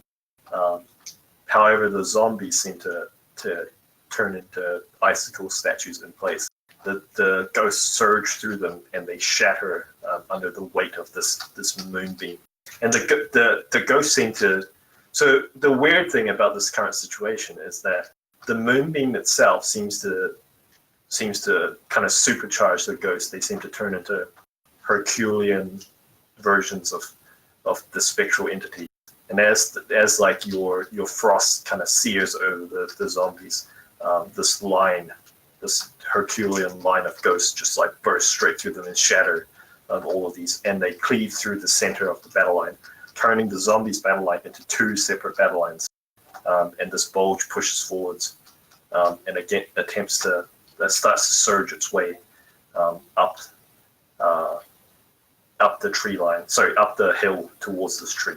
You guys have now a clear path all the way up to this tree, with ghosts fighting to the left and right of you against the flanks of the two battle lines. I will redraw it just so that it's.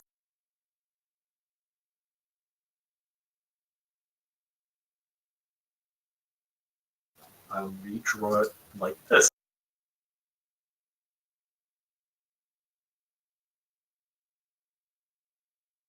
Actually, that's probably. Obviously, this is more abstract, right? So, like.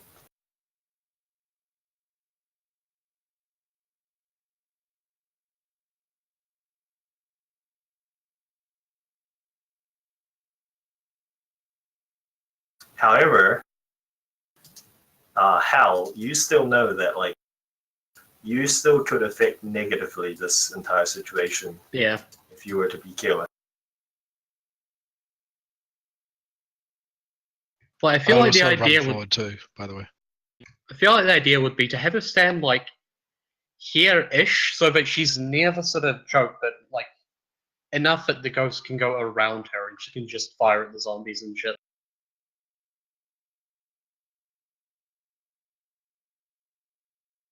Now that you are closer towards the tree, Talos, I would like for you to roll me a perception check. Never mind. Something about the tree looks weird, but you can't quite place your finger on it. I mean, I knew the tree looked weird. Sean, it is now your turn. All right, how far away? I guess I'll charge into the breach. I'd say you can get all the way up to the front lines of the breach. There you see, having seemingly been pulled forth, and you can actually see, under the brooks of the tree, the boughs of the tree, with its vines reaching down, you see the earth as you charge up forwards towards this tree. You see the vines reach down to the ground and pull something from under the tree itself, and it's this giant fucking zombie, seemingly stitched together from multiple arms, multiple heads, multiple legs, bits and pieces of jagged metal intermixed between bits of, and it seems to be, and this giant zombie seems to be tied together with these rope-like vines, and these rope-like vines hang from the tops of the boughs of this tree and kind of control this shambling monstrosity like a puppet master controlling a marionette. And this thing is, let's see, it's medium, large, huge. It's huge. And it is squared off directly against you, as there's a few ghosts attacking it, but like they seemingly have very little effect against its monstrous form. All right. Well, I know what I want to do. How far away is he from me? He's, let's say you can get within melee range of him in this turn. I don't want to do that right away. I don't know why it's not on my sheet, but I'm about to copy and paste it. I want to Hexblade's curse him. Okay, you can do so.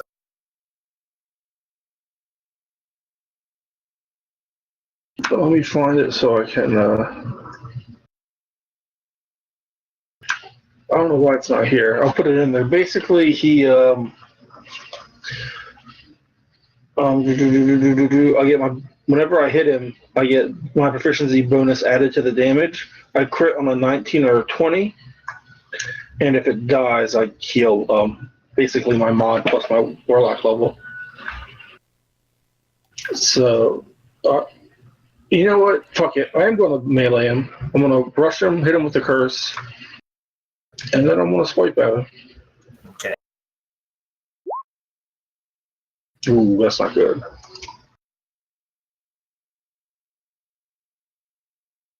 Alright, so that hits him, in fact. But it deals next to no damage. Your blade seemingly has little effect on that. Even if it's magic? Even if it's magic. All right, well, I mean, I'm just saying that you deal such a low amount of damage that's fine. compared to his HP. And then if I can, did I have to use my bonus action to dash to get to him? I think you did, yeah. Okay, then that's my turn. Okay. I'm going to say, I think the last, does anyone remember who the initiative order was? Like, I was first among us. I think Sean was last, wasn't he? Yeah. I rolled 6. We all rolled terribly, but I rolled the least terribly. Okay, so for lack of a better token, I'm just going to reuse this zombie token. Okay, so initiative was, I think you rolled an 8 for me, a 5 for Hal, and... I had 10 initiative. I was first. I had 27 initiative. No, he had 7 initiative. Don't you lie to him. Don't you lie to the son of a bitch. So you dealt him 6 slashing magic slash. Yeah, a whole 6. Alright, he seems that much hurt. It is now his turn. I'm going to say he goes last at the bottom of the turn order. Because he was just summoned. It was fun. Yeah, he tries to smash you with one arm. I'll roll a cleric next time. That misses. He smashes you with a second arm. He doesn't miss. And then the ghosts shank him a whole bunch and deal a bit of damage. And he takes a couple of swings at the ghosts. Fantastic. But So, then that's his turn.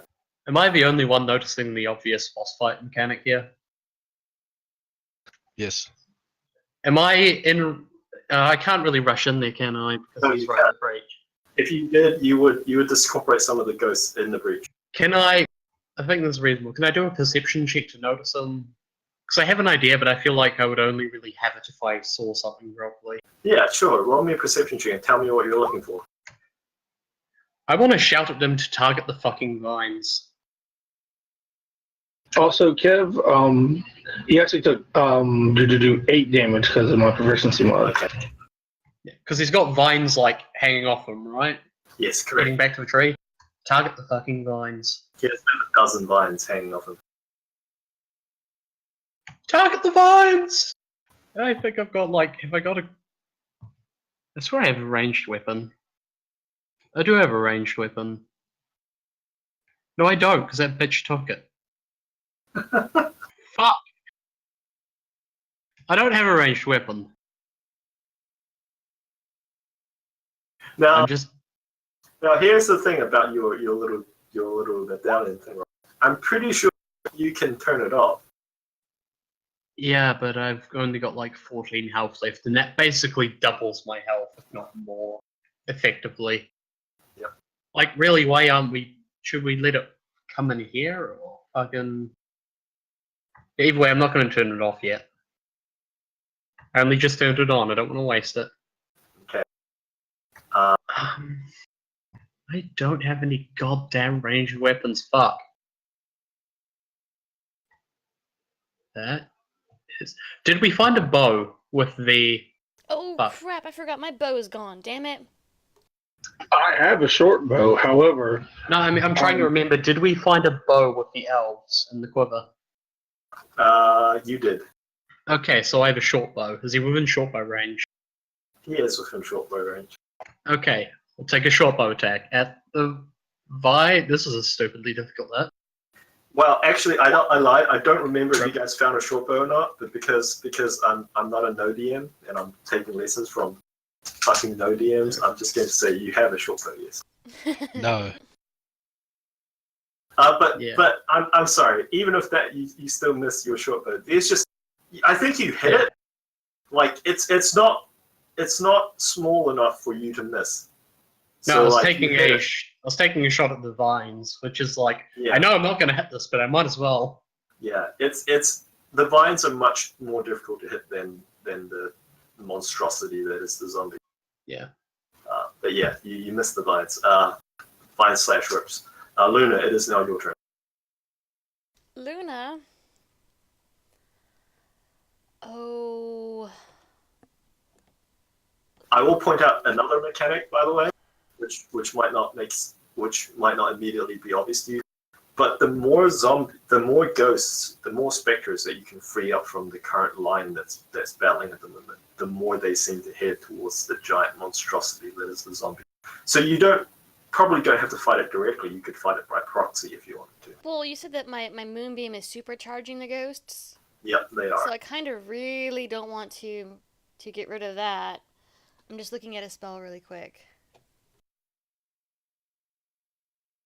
I can only have one concentration spell up at a time, right? Yeah. Yes. Damn. Oh.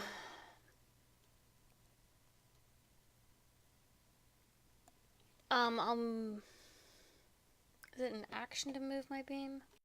I think it's bonus action. It uses Oh, it's an action. It's an action. Okay, so we'll move the beam.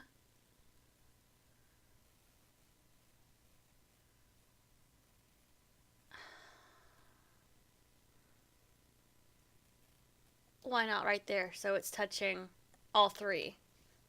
Okay, So it's hitting So- the zombie. sure. Roll 1 for the zombies and one for the monstrosity. This is the zombie, and this is the monstrosity. Yeah, they both So save. I think they both, but they take 2 radiant damage, which seems to have more effect on the zombies than this thing. Yeah. And For then, narrative purposes, I'll say that the line of zombies fighting the ghosts don't seem to shift much because they Yeah. succeed on their save. and then I'm going to, I think it's a bonus action. Yeah. So I look toward Tylos. Wait. Oh, no. At Sean instead. Because Sean, I think, is a little bit worse off. Yeah, but Sean looks like he is, to quote Sean Connery, like battered shit. yeah, it's a bad day. Oh, there you go. Or no, like hammered shit, I think was the line. Well, I say hammer shit all the time, so probably. It is now Tylos' turn.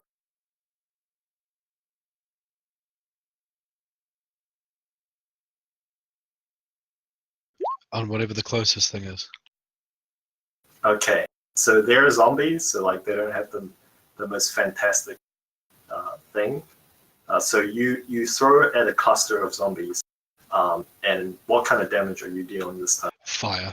Okay, so fire just erupts, searing through all of this thing. It takes out a couple of the specters as well, but it just decimates so much of the zombies that it frees up an entire cluster of ghosts that surge towards this giant monstrosity, and they go to town on them. I'll follow them. Moving 30 feet closer. Yeah, and there's just a whole bunch of these things harassing him at the moment. So Sean, it's now your turn. All right. Well, first thing I'm going to do is, am I within range of any of these vines? They are kind of like, this thing is huge, right? So it's like 15 feet tall. You have climb speed. I'll allow you an athletics check opposed by its acrobatics or athletics check in order to try and climb it to attack the vines directly.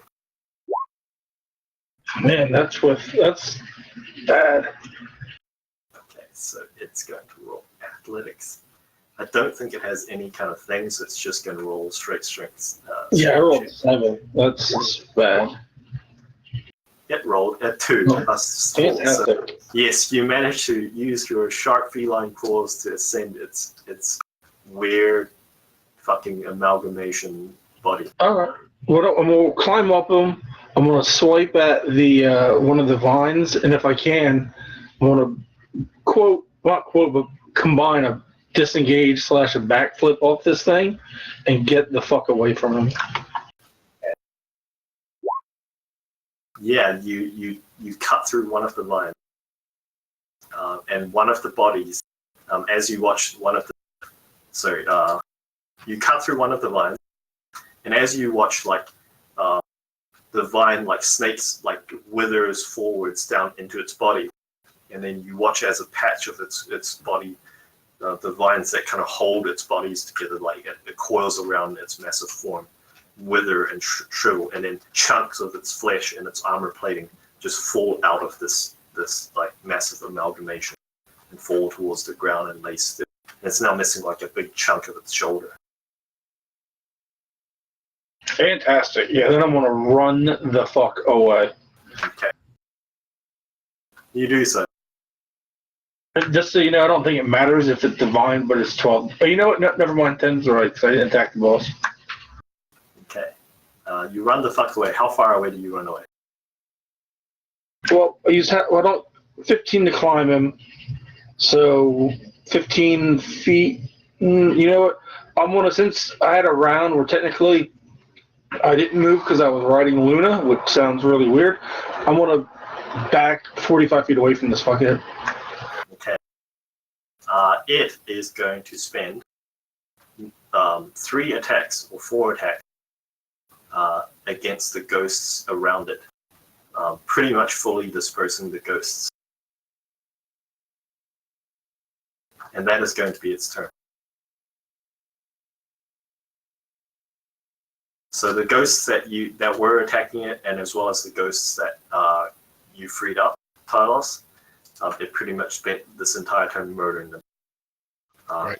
But it doesn't seem to have come after Sean as of yet. Hal. Do the ghosts behind Hell seem to be moving around the light or just into it and disappearing? They seem to be avoiding the light directly. Okay. So I'm going to move... Can I move sort of up so that I can defend their rears, just in case there's anything comes from behind, while still leaving plenty of channels for the ghosts to come through? Yeah, you can. Yeah. And I'm just going to shoot at any zombie in sight, more or less. Cover the back. Okay. Yeah, there's definitely zombies that are trying to get to Talos at the moment, but they're running into a lot of ghostly opposition as well. So yeah, you take out a few of the zombies that are going towards Talos and Sean, and as you do so, this time it's your first attack actually that takes them out. The second one misses. The ghosts that would have gone to intercept the zombies instead go to join the fray at the front line. Sorry, I was taking a drink because I'm losing my voice. No, I'm still here. Luna. Luna,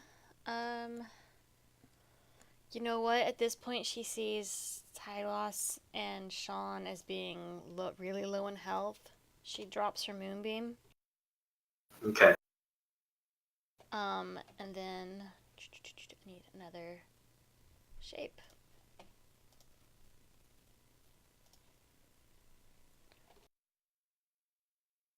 I gotta look at this spell for that.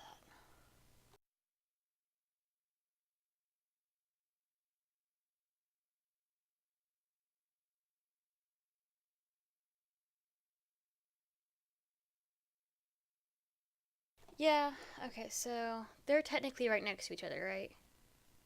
Yes. God dang it, I wanted a cube.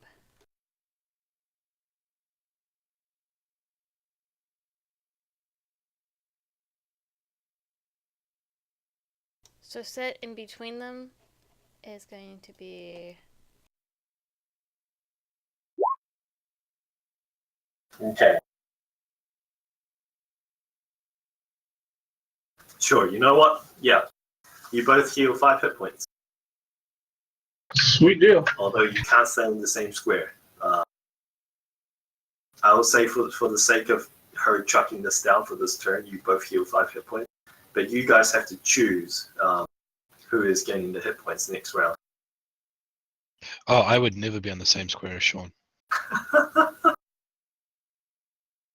So I'll yeah, take the okay. hit points. So Sean gains the hit points.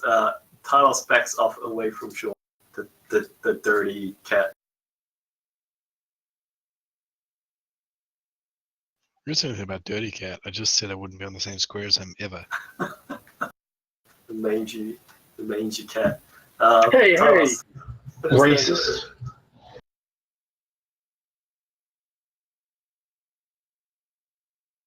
Oh, and just to be funny, it's a dog. Okay, yeah, it's a corgi. It's a spiritual corgi. Tylos, what are you up to? Where's the next nearest enemy? Well, there are enemies all around you. The red line is zombies. The purple line is ghosts, and then there's up at the top of this hill. There's this massive monstrosity. Can I 13-foot tall. can I reach the massive monstrosity? Yeah, you definitely can. It's Good. like 80 feet away. Oh wow! God damn. Okay, what kind of damage are you dealing? You know what? I'm going to deal fire damage again because Okay. fire is good against plants. I think. You watch That's as a bunch of divines burn away from your chromatic orb as it detonates in its chest cavity. And you just watch as bits of bodies and plate armor start falling out of this thing as the vines wither. It seems to be extremely hurt by your. I'm going to flip it off for good measure. You can tell that it's bloody. Well, if it had blood, but it's definitely heavily damaged. Can I launch another one? You could always move forward, move back, so you hit the healing spell. No, I just want to blow my spell slot. Yep, you can. Thanks.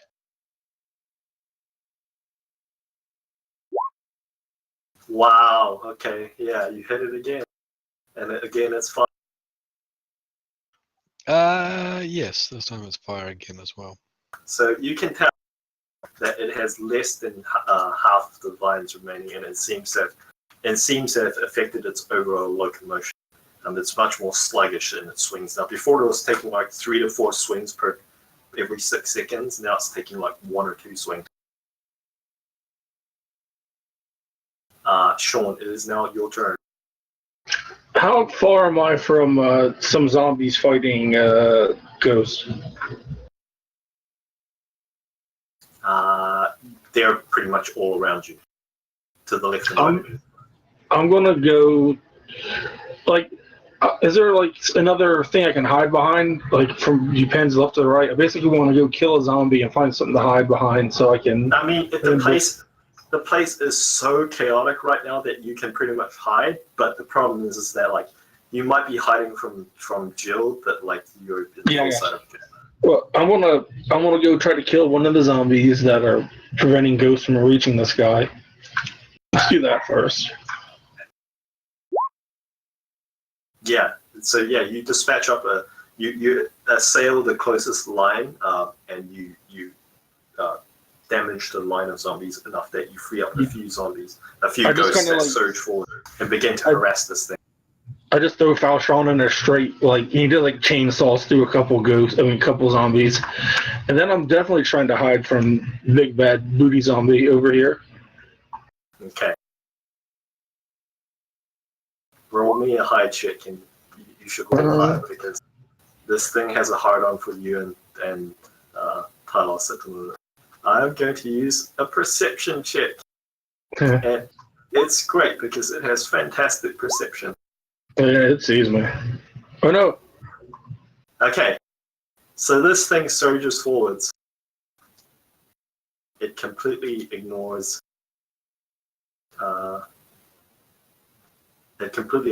You, Sean, as you ducked into the ghost somewhere, and it surges forwards towards Talos.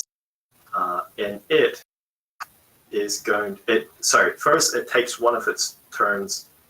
One of its attacks. It swings at one of the ghosts that you freed up to attack at Sean, and it discorporates it as it swipes some of these ghosts away. So you use up one of its attacks. It surges forwards, and it's going to try and flatten Talos. It just comes down with a booted foot, and attempts to flatten Talos, but it misses, which is probably You're a good thing. welcome. Yeah, that would have killed me outright. It is now Hal's turn.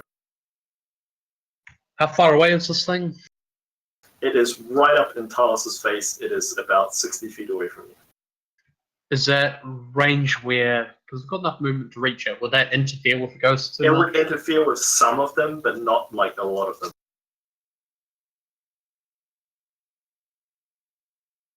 I think it's worth it because I might at least try and draw its attention at the very least. So yeah, Hela's going to move up beside Tylos. Well, not right beside him. She's going to sort of move to the side a bit. And she's going to throw her chakrams. The vines are at the back, aren't they? Yeah. I mean, they're above. They're above it. Okay. At the moment, they're kind of behind it at the moment, but you can target it. Yeah, okay. I'll throw them at the vines. Okay. There we go. There. Okay. Tell me. That's what I wanted. So as you had 4 vines remaining, but because you critted, you take out 3 of the vines. It now has 1 vine remaining. A singular vine remains, which seems to control the center of this thing, as most of its arms and extra arms and legs fall away. It is now much diminished, and looks to be on its Jesus. I got- last legs. Actually, on all of those damage rolls. yeah, because you're attacking its vines, you're attacking its body, so it doesn't take those damage. I know, but I'm just surprised by the rolls. Yeah, that was pretty fucking amazing. Like all of my luck has been saved up for that. Yep. However, your presence affects the ghosts negatively, and the zombie line surges Actually- forward. Hold on, I'm just thinking, can I retroactively spend a key point to make another one? Yeah, sure. We've got Tylos right there, and he might be able to hit. I mean, I think you can spend your key point retroactively to make 2 more, right? Or is it No. 1 more? It's one more. You can make 1 regularly, you said, or 2 as the key point. Right. Yep, fuck it. I'll spend a key point to make a 3rd one. I tried. Yeah. Yeah. Against the vines, that's not going to hit. Against the zombie, it's going to hit. So, yeah, you missed for the last one. As you do so, the line of ghosts buckles slightly, and the rift, the breach begins to heal itself under the weight of this massive monstrosity. One of the zombies nearby is going to surge forwards past this line and take a swipe at Sean. Here's a zombie that tries to murder you, Sean. As you're hiding, as you're hiding from this big thing, you're not hiding away from one of the Gotcha. zombies in the line, and it tries to kill you. But it misses terribly. Tiny cat See. Falcion just flies directly into the path of its sword, and there's a mighty ring. And Falcion actually cuts the sword in half. So now this rusty sword that this zombie is holding is kind of is a less than a short sword. It's like a dagger with a big hilt. It is now Luna's turn. Luna, the big zombie is currently in the way of your healing spirit. Who do you wish to pop the healing spirit onto? Tylos this time. Okay. Roll me that heal. Should recast a spell at this point. Woohoo! You heal for 6 points of healing, which is probably good, Tyler. Yeah, because I was fucked. Yeah. It is your. What do you want to do with your action? Actually, Well, that. it has one vine remaining that looks to be tethering it to the tree. Well, I can. We'll go ahead and try and aim for it. We'll do a produce flame to it cantrip. No. Yeah. So yeah, your fire lances forwards. It catches upon this monstrosity, but it's flailing and it's swinging, just like puts it out almost straight away. Evidently, like fire seems to damage it, but like evidently its massive weird form is just too robust for the flames to take hold. Do you wish to move? No, I think I'm happy right where I'm at. Okay. I'm gonna roll a 1d20. Okay, so you're fine. Your efforts have not seemed to have attracted from any spear zombies that are wandering around on the battlefield on your side. Yeah. Carlos, it is now your turn. This thing is in your face. It attempted to stomp you into the ground. You feel somewhat better after this spiritual corgi kind of licked you, jumped up on your back, and is something healing your wounds. I prefer to think of it as a Saint Bernard, and it's just licking everybody. Okay. It's I'm gonna providing call it everyone spiritual In alcohol. panic. So you're at melee range, so that would be at disadvantage. What are you targeting? I forget. Whatever's closest in front of me. Okay, so that would be this thing. So you're not targeting its vines, you're targeting it directly. What kind of damage are you dealing? Fire. Okay, so how do you want to do this? Describe to me how this chromatic orb kills this thing. It basically like goes in and then everything catches fire. And then that's the end. Alright, so it But goes while in, Tylos cackles manically, like, wah. so as you cackle manically, the single remaining vine tears free of this body as your flames consume it from the inside, and chunks of body explode, flaming into the crowd, flying in all directions. This singular vine lashes out towards you and attempts to strike you. Ah, shit. It actually attempts to go down your throat. Ah! Oh, How do you like it? Oh, Yells AV from another It's- game. I don't consent. Yeah, you don't consent, obviously. I will let you roll this, okay? is the I vine want you to considered roll a creature? It is considered a spell Like, coming from the tree. I will let you roll this. Hey, you roll it. Fine, I'll roll it. It's your Because- monster.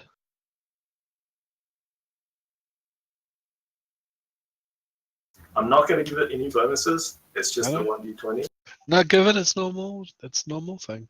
No, I'm not going to give it any bonuses because of a very specific thing. You can thank Hal for his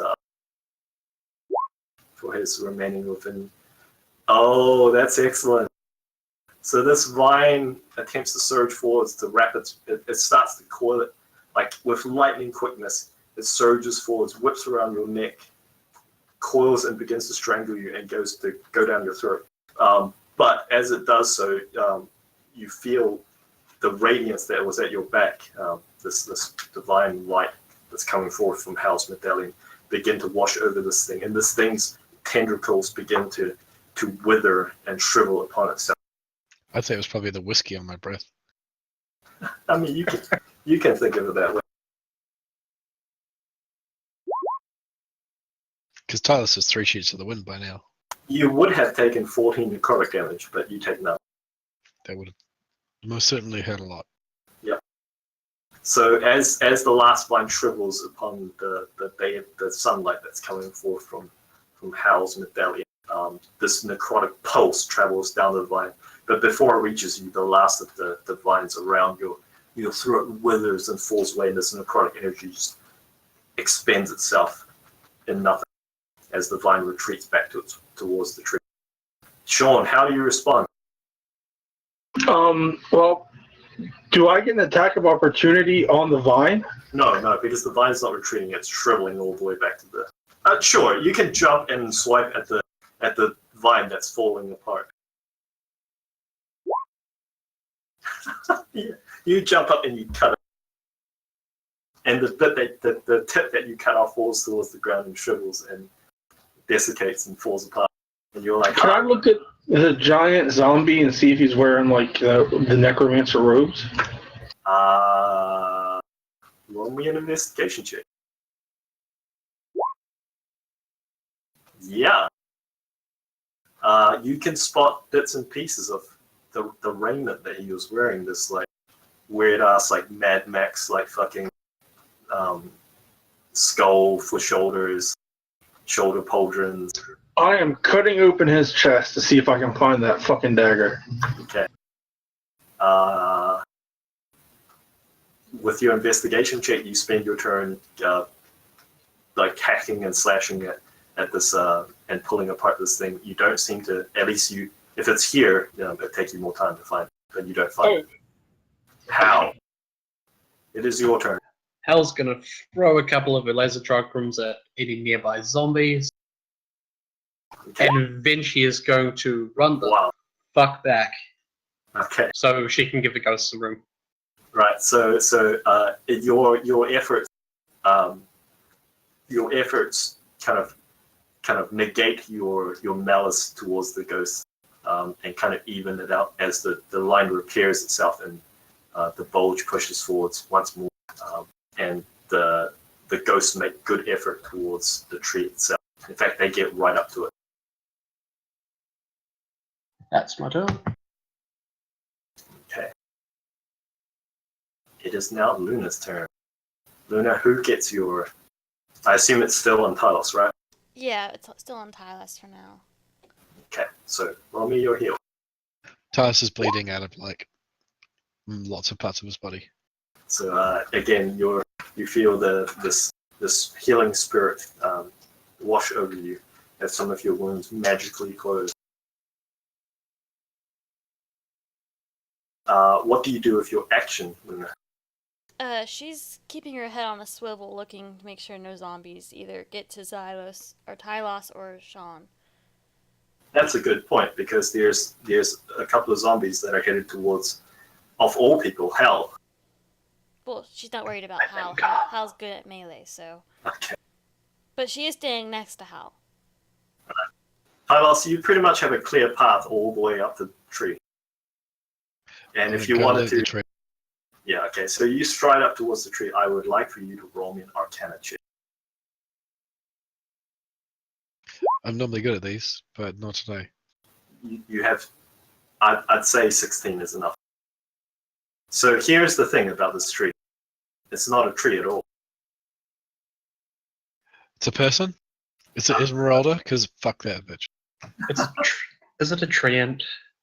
No, it's not a tree at all. So as you walk close Is it towards dryad? Does it have boobs?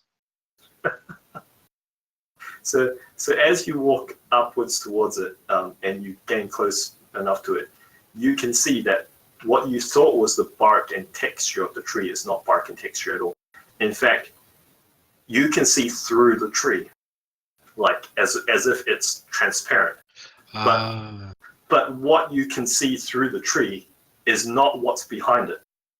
In Oh, fact, it seems to what you can see through the tree seems to be this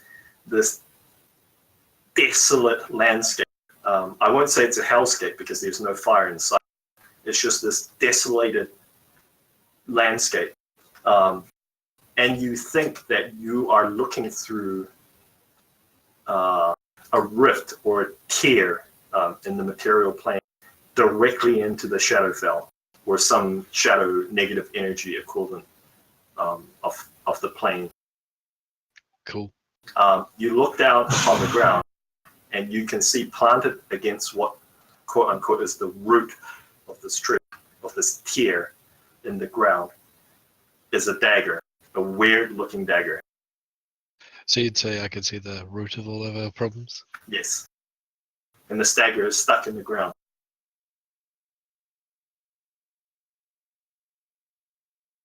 I want to grab the dagger. Do I die?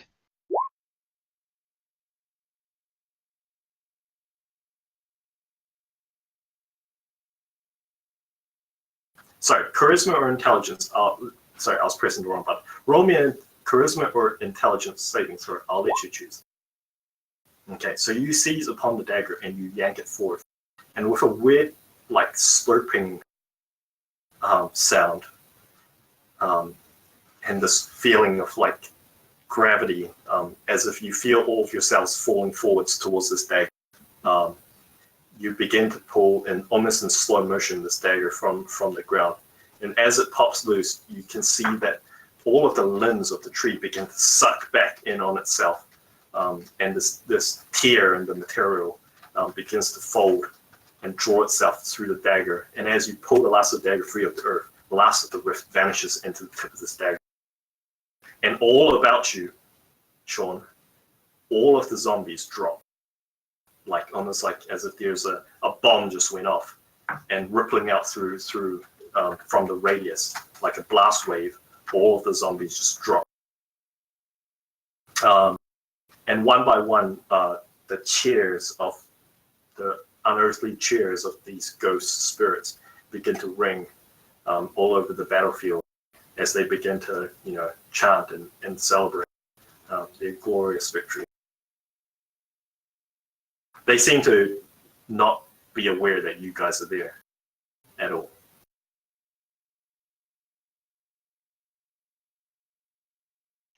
Look how many people I killed today. I mean, they're already dead, but still counts. Kill all of the people. So I believe, Luna, your healing spirit still has 6 charges. Yes.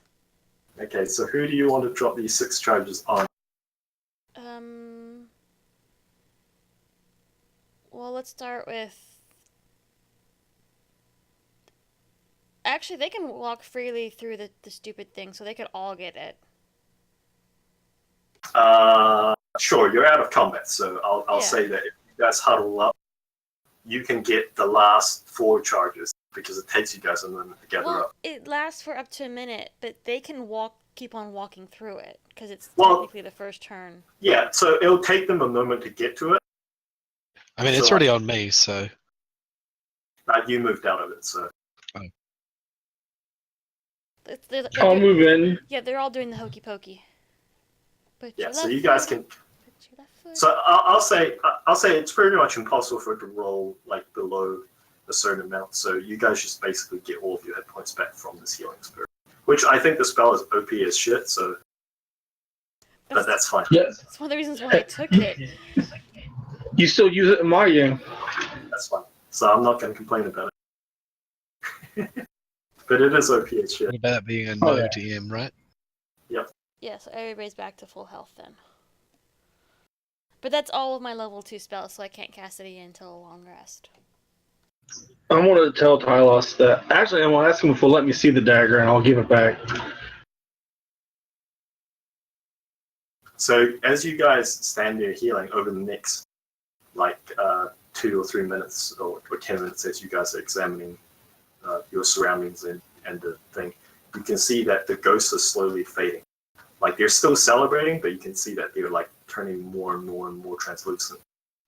Hey, Sean, take a picture. Absolutely. Actually, can you record? If you're taking pictures, can't you record? The camera doesn't appear to pick them up. There's Oh. nothing on the camera. I'm gonna take a picture of the dagger. Okay. Actually, no, wait. Before I do take a picture of that dagger, I want to ask, just before I do, could this possibly get us in trouble back at home base or with the police if we this dagger? Because if it's possible, I'm not going to take a picture of it. I don't see why it would get us in trouble. I don't know anything about the vision, so I can't say anything.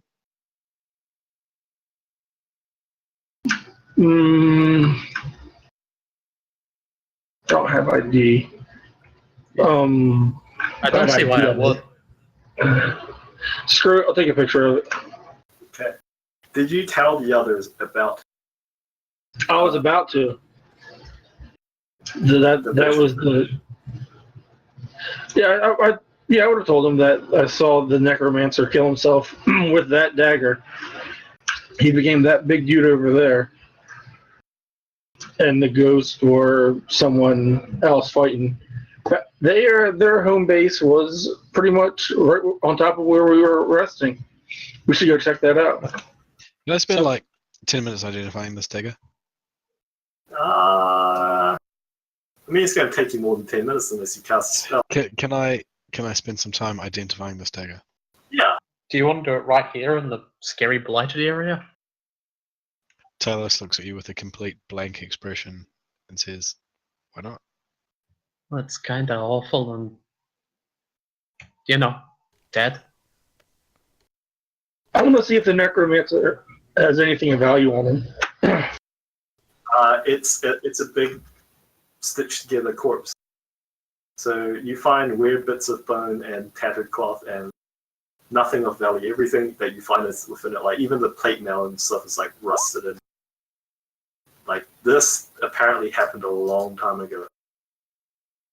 I want to take some of his flesh and just put it in the side pocket with the dirt.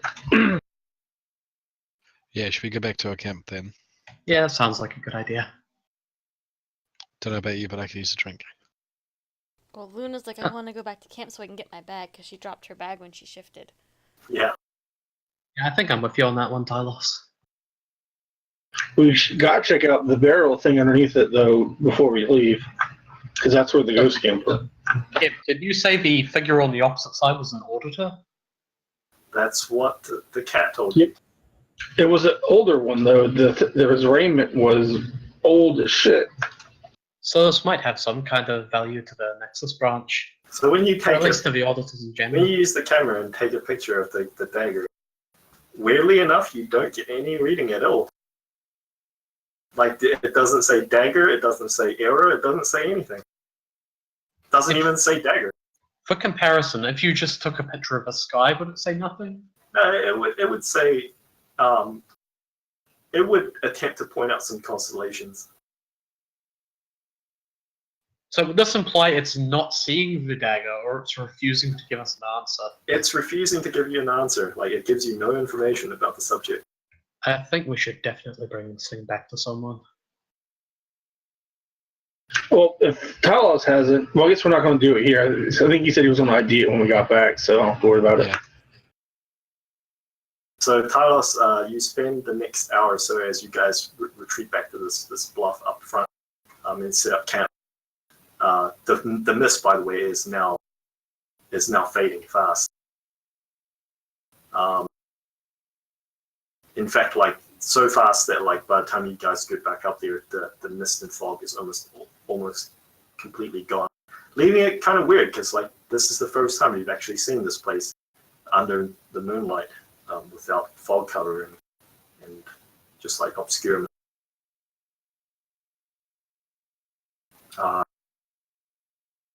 Yeah. So what are you guys doing as I type some things and just ignore what I'm doing? I'm going to wait until he says when he finds out what's up with the dagger, because I am super interested. And as a cat, I am bothering the piss out of him just curiously.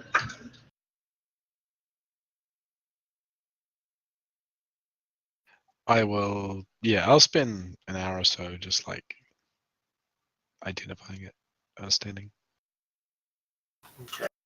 and Yeah. shooing away like Sean every 10 seconds. Go away. It'll- if you don't use any spells or anything, it'll take you pretty much a long ways as you attune to it. Can I use detect magic on it? Detect magic would tell you what kind of like schools of magic is involved with the dagger, but it won't tell you what it does.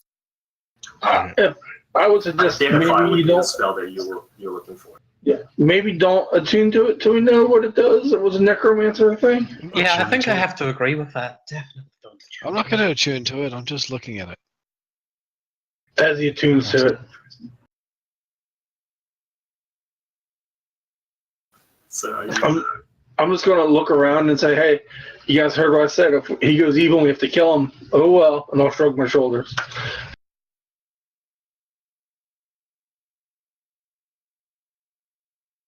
Sorry, I didn't catch the end of that. Sean wants to um, kill me. Well, if you go evil because you attune to a necromancer dagger, then well, if we have to.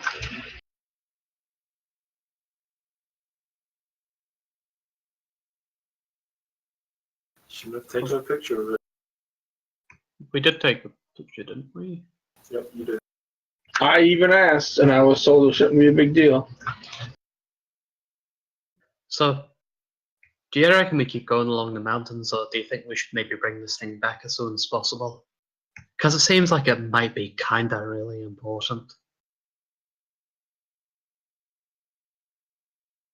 Like, I get the impression this is the kind of thing that we might want to very quietly give to the auditors. So, Uh-huh. so as you guys rest, so first off, let me ask you this question, Pete. Do you attune to it? Hang on. Yeah.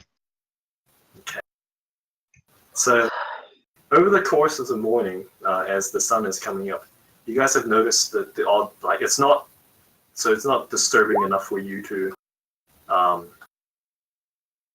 it's not disturbing enough for it to alarm you, but you've been noticing low rumbles, like harmless rumbles through the ground. And when you look down through, like into the valley, you notice that on the side of the face of one of the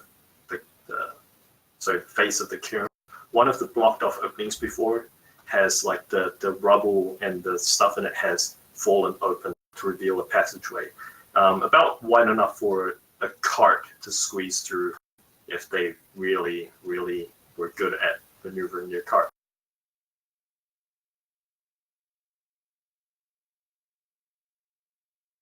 I've been basically all night. I went to sleep, and then I've been watching Tylos, just making sure if he doesn't do anything evil. But once like daybreak, I'm going in there.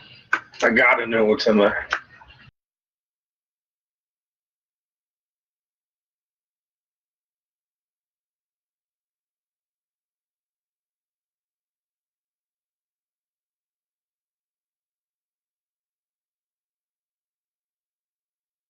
Okay, so you investigate the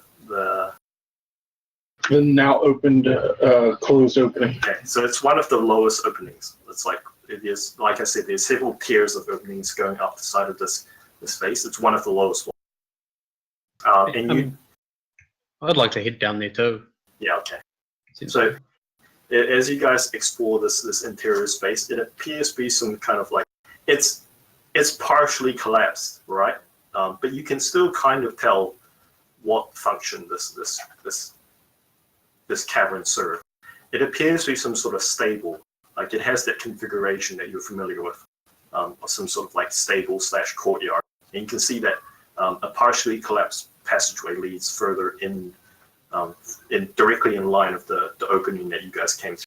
So there's a stable, and then there's a hallway, that partially collapsed hallway that leads further deeper into the place. In fact, if you're judging the angles right, it seems to lead directly along this ridge line that you guys walked down.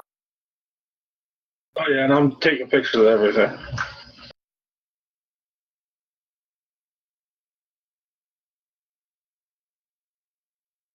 So it's kind of like the space is like, obviously this isn't the scale, but there's a corridor that heads down like this way. It's partially collapsed. Fuck yeah, let's go. I'm voting for going down there. Takes you about an hour or so to 2 to 3 hours to explore this this passageway fully. But there's branches further deep off that turn off towards the left and the right. But they don't appear to be like, they're smaller passageways, so it's obvious that this main one is like the big one, right? Like the main thoroughfare.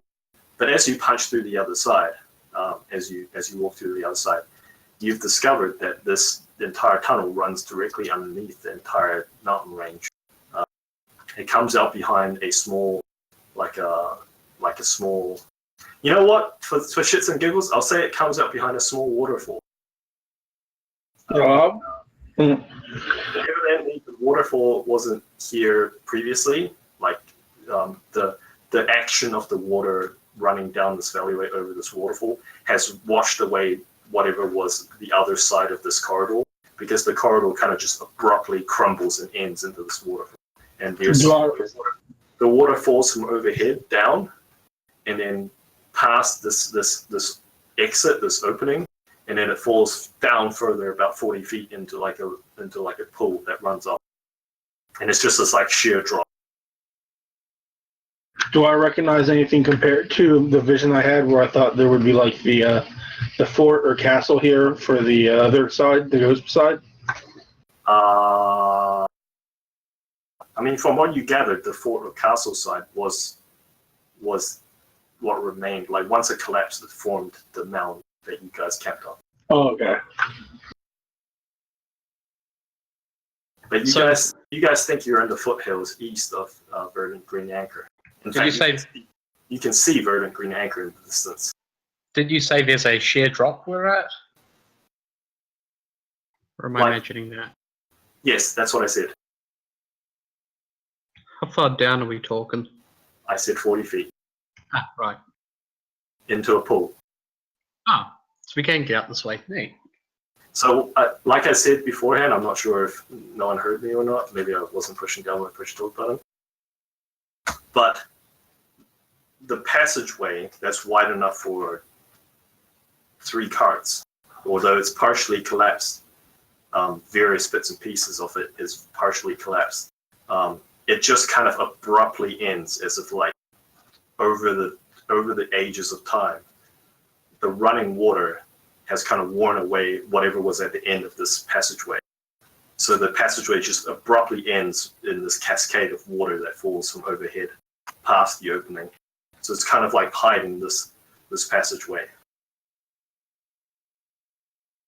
hiding this exit, and the water pouring overhead drops further past this hole, this exit, down another 40 feet into like a pool that runs off.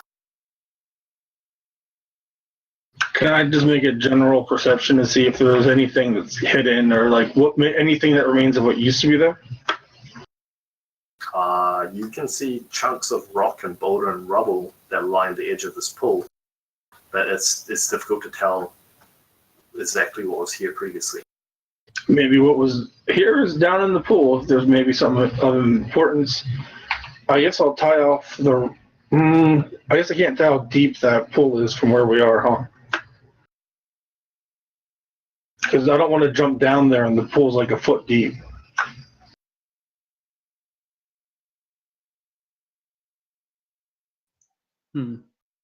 How? Well, do we have some idea of how deep it is? Like deeper than 2 feet, or?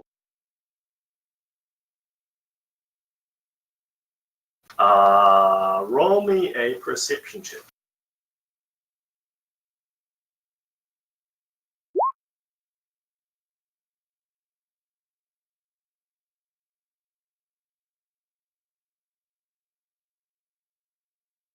Okay, 20? so you can tell that the pool is deep. It's at least 10 or 15 foot deep. Is it murky and suspicious?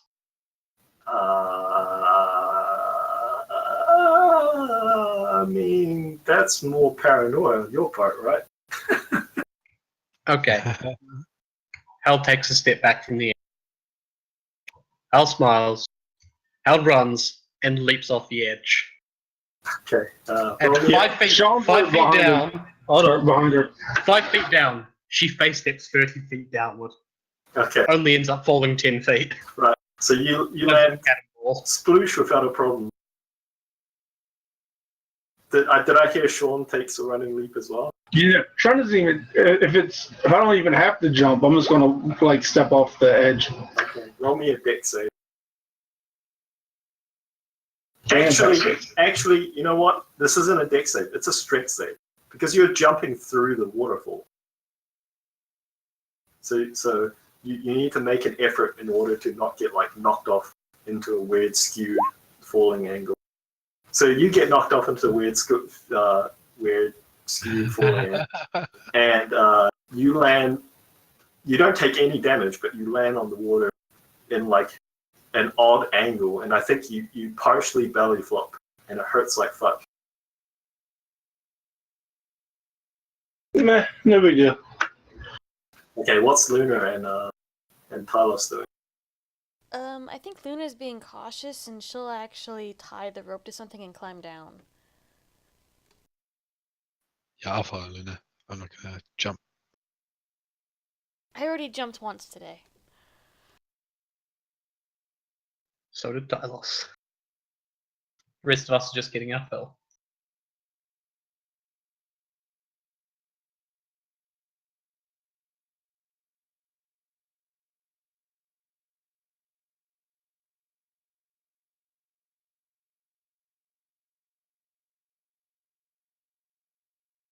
Okay, so taking care, it takes you guys a while, but you guys manage to find a pathway down.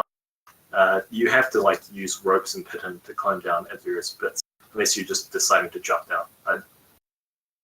Slightly distracted, but that's what I heard.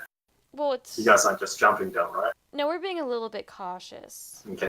So setting up pitons and ropes, you can do so in such a way that if you wanted, you could get back up here again, which those guys jumping off wouldn't be able to get back up here again. Yes. Yeah, I can face step. I'll manage. I could totally swim up that waterfall. Okay, and as you guys like kind of climb out of the water, you can see that Lith is already on the shoreline wagging her tail at you. And she's not even wet. Good girl. Hal strokes her ears. Uh,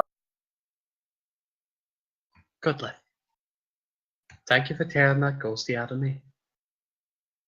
it barks happily and wags its tail. And then it turns and starts like heading off into the forest, and then turns its head over its shoulder to ask, like, as if, are you coming? I mean, Hal's gonna like follow a few feet behind her in turn and do similar to the rest of the party, see if they're following. Yeah, we might as well go. We're close to the anchor. We might as well go give him this dagger. Yeah, what They'd probably direction want is it. Lith leading us? Seems to be in the direction of Virgin Green. You can see yeah. the anchor in the distance. So let me draw this. Let me draw this passage. I should just note. Not GM layer. Not map layer. Let's do a good like a doodle. A polygon doodle is my favorite. So here we go. Here's the burial card. The ruined burial card. Let's. How do I draw this? I'm thinking.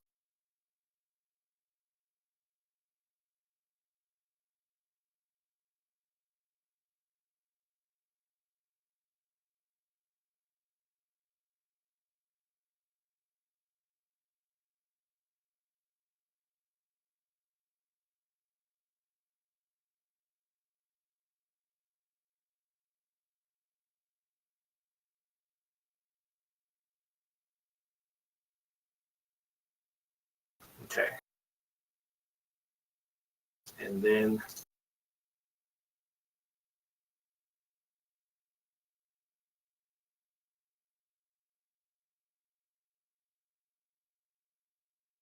and then a waterfall. There you go. That makes no sense at all, but sure, we'll go with that. All right, so I have something to give you, Pete. Yay. I'm not precisely sure if you want to keep it, right?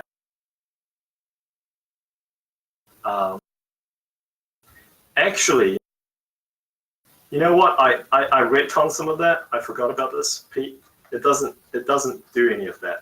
Okay. I'll tell you something. Okay.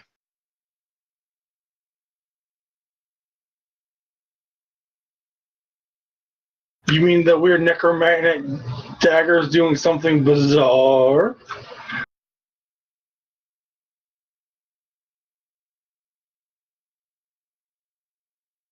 I'm excited to see what happens, and if we have to kill Tylos, that's just even better.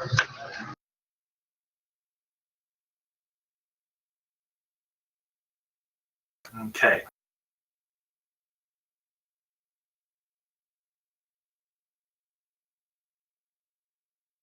All right, so I'll edit, and then I'll place it in your journal, Tylos.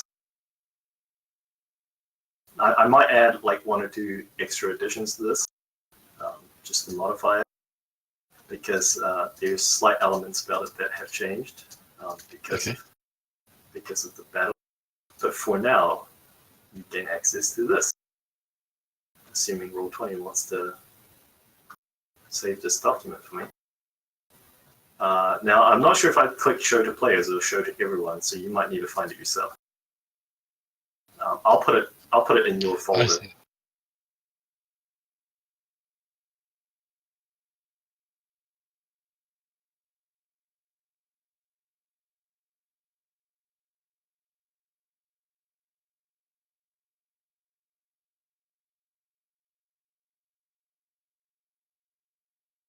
All right, do you see it? Yep.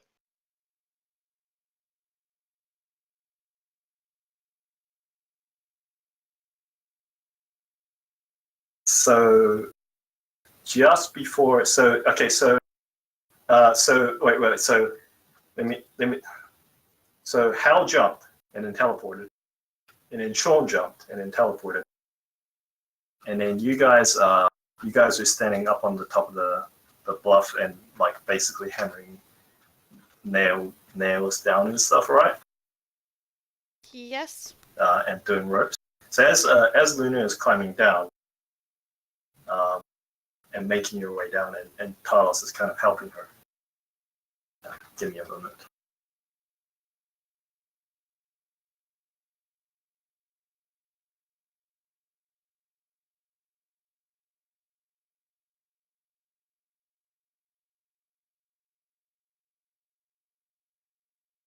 So there you go, Talos.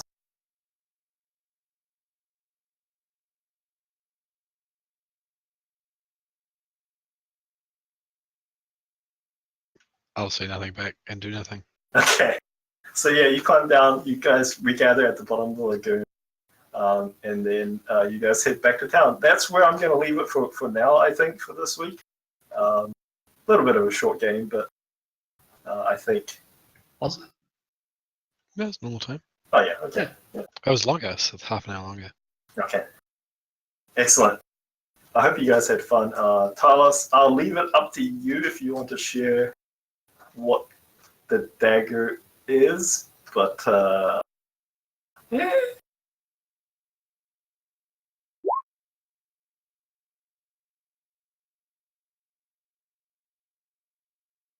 No, that's fine.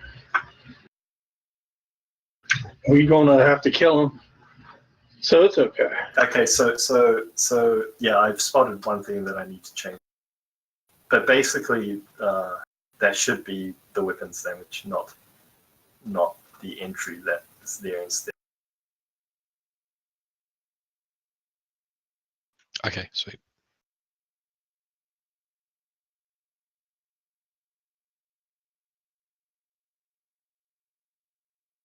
Man, Roll20 is being super fucking laggy for whatever reason.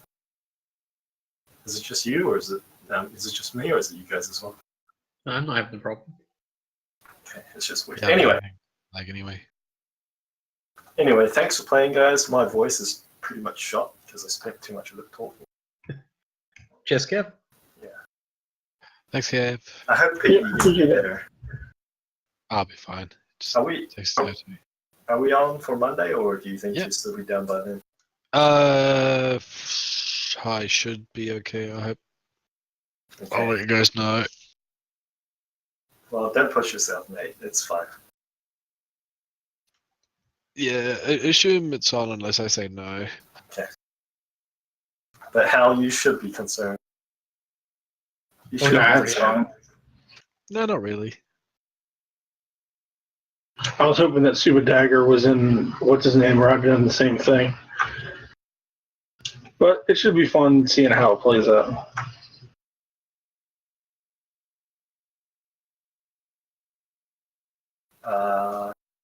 I'm just wondering if Falcion and this Necromancer dagger know each other. No, not all weapons know each other. What am I talking about? You racist. I was going to try to combine them if I had picked it up. They're like, join, mate. So I'm the warlock here. This is my gig. But Falchion probably would have had nothing to do with that. You guys know it's a good dagger, right? Yeah, no, it's not. Necromancers don't plunge good daggers into their heart. I assume it just looks like one of those like Chris's, with like curved blades. And like with the sacrificial blood friggin' things on the side of it, so the blood can. Yeah. Yeah, sure. We'll say that it looks like that. Kev, do I have to do what it says? Not yet. Oh, the guy who has an issue with a talking weapon now has a talking weapon. Hopefully, you know what? To be fair though, Falchion can be annoying. I mean, at the moment, it just seems more like a ponderous suggestion. Like, that would be funny. It would. But no, you feel okay. I'll say it this way: it made no effort to influence your decision, apart from showing you the mental image. But you feel like there's some weight behind it. So like, if it wanted to, it could throw its weight around, but it's choosing not to. I'm gonna have a chat to it and be like, look, if you do that, then it'll lead to no more killing. So do you want to kill stuff or do you want to help out? Okay. We can have the side conversation later when you're feeling better. Yep. Okay. Anyway, thanks for playing, guys. He just got a black precursor, so I hope you guys are funny. I hope you guys are okay with it. Yeah. They already love me, so. It's okay. It's not like we didn't take a picture of it. I forgot one thing. As you guys are searching through the burial cairn in that stable area, I would like for one person, I got it. of your choice, to roll me an investigation check. That would be me, best at it. Yeah, that'd be the wizard. Mine's +3. I'm assuming yours is like 5. Give me a sec. Mine's a 1, so I'm not doing it.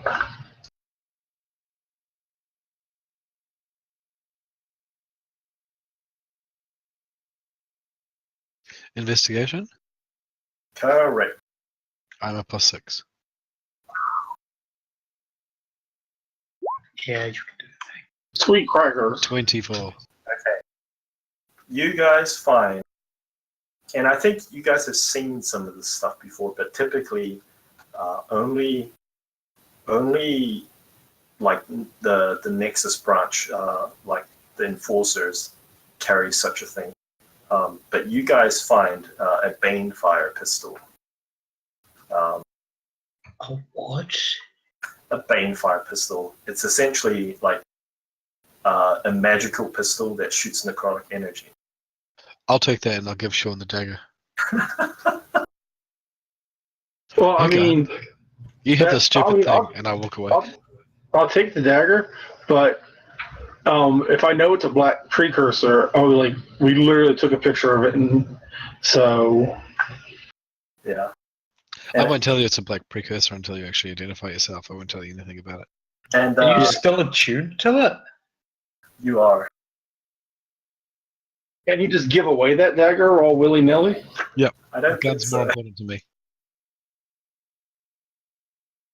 You know what? You haven't been attuned to it for long, so I'll say you can freely give it to someone else. It refuses to be abandoned though, so you have to give it to someone else. I give it straight to Sean, and I take the gun, and I'm like, "Ooh, shiny!" Walk away. I'll do the same exact thing in the opposite direction. Sean, you find yourself unable to take the weapon. Oh, well then. In fact, Falcion exudes. He's never done this before. Like, if you want to take the weapon, you're going to have to roll a charisma saving throw versus Falcion. Ooh. Don't let him force Well- you into a situation, bro. That's not good. He shouldn't be in charge No. of you. No, but Falchion hasn't let me down yet. Yeah, yet. Oh, Yeah. I trust the sword more than I trust you. I'll start talking to Falchion like, what's the problem, man? It's just, listen, I have one amazing weapon, but two would be even better. I'm going to try to reason with him. I will try and think up some Sean words to try and That's explain the situation to you, but I will do so later because at the moment my voice is completely fucked. So I'm like sitting there, like where the dagger dropped. Like I'm sitting there cross-legged, and I have Falchion, like I have him planted in the dirt next to me, and I'm just talking to the hill. Yeah. I don't need no guns. It'll be even better when next time we level up, I won't have to carry Falchion. He'll always be just talking directly to me, so you won't have to hear him. Yep. And Anyway, all right. Have thanks a good for one. Appreciate it, Kev. Wait, so is the dagger just on the ground now? Yeah. I'm sitting next to it trying to talk to my sword while he won't let me pick it up.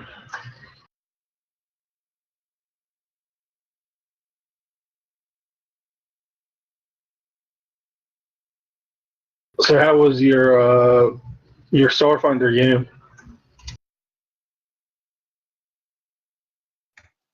It was pretty good. Sort of, mostly. Pete's character stabbed someone despite him not being there. That seems like Yeah. the thing you do. Apparently Drow don't like being flashbanged.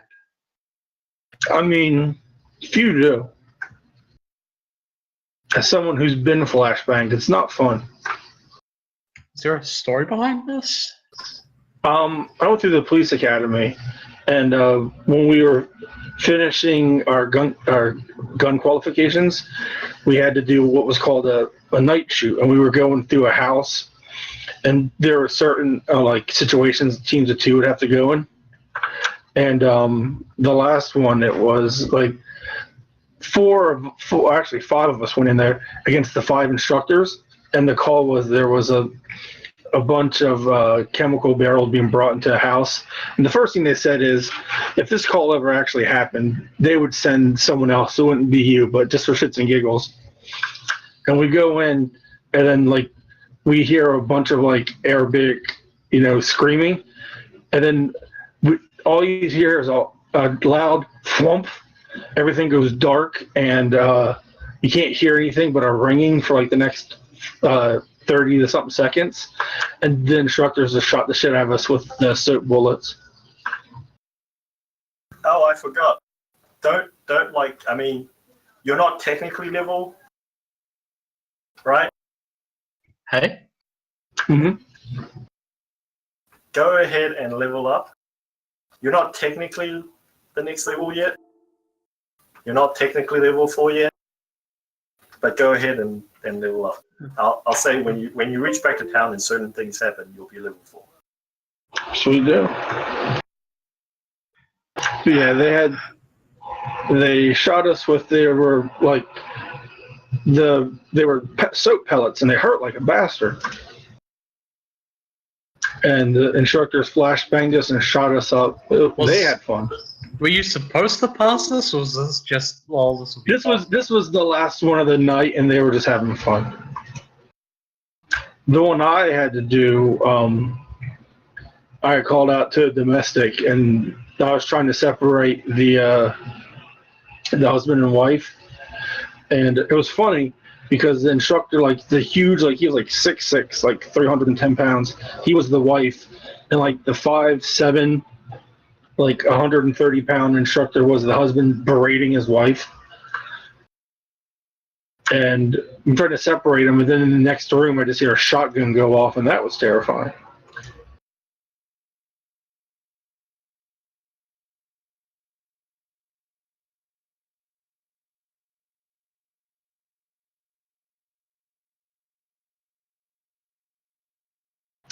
Oh, I have no problem giving it up. Apparently, I can't even pick it up. Yeah, as soon as the camera did the whole not identifying thing, my mind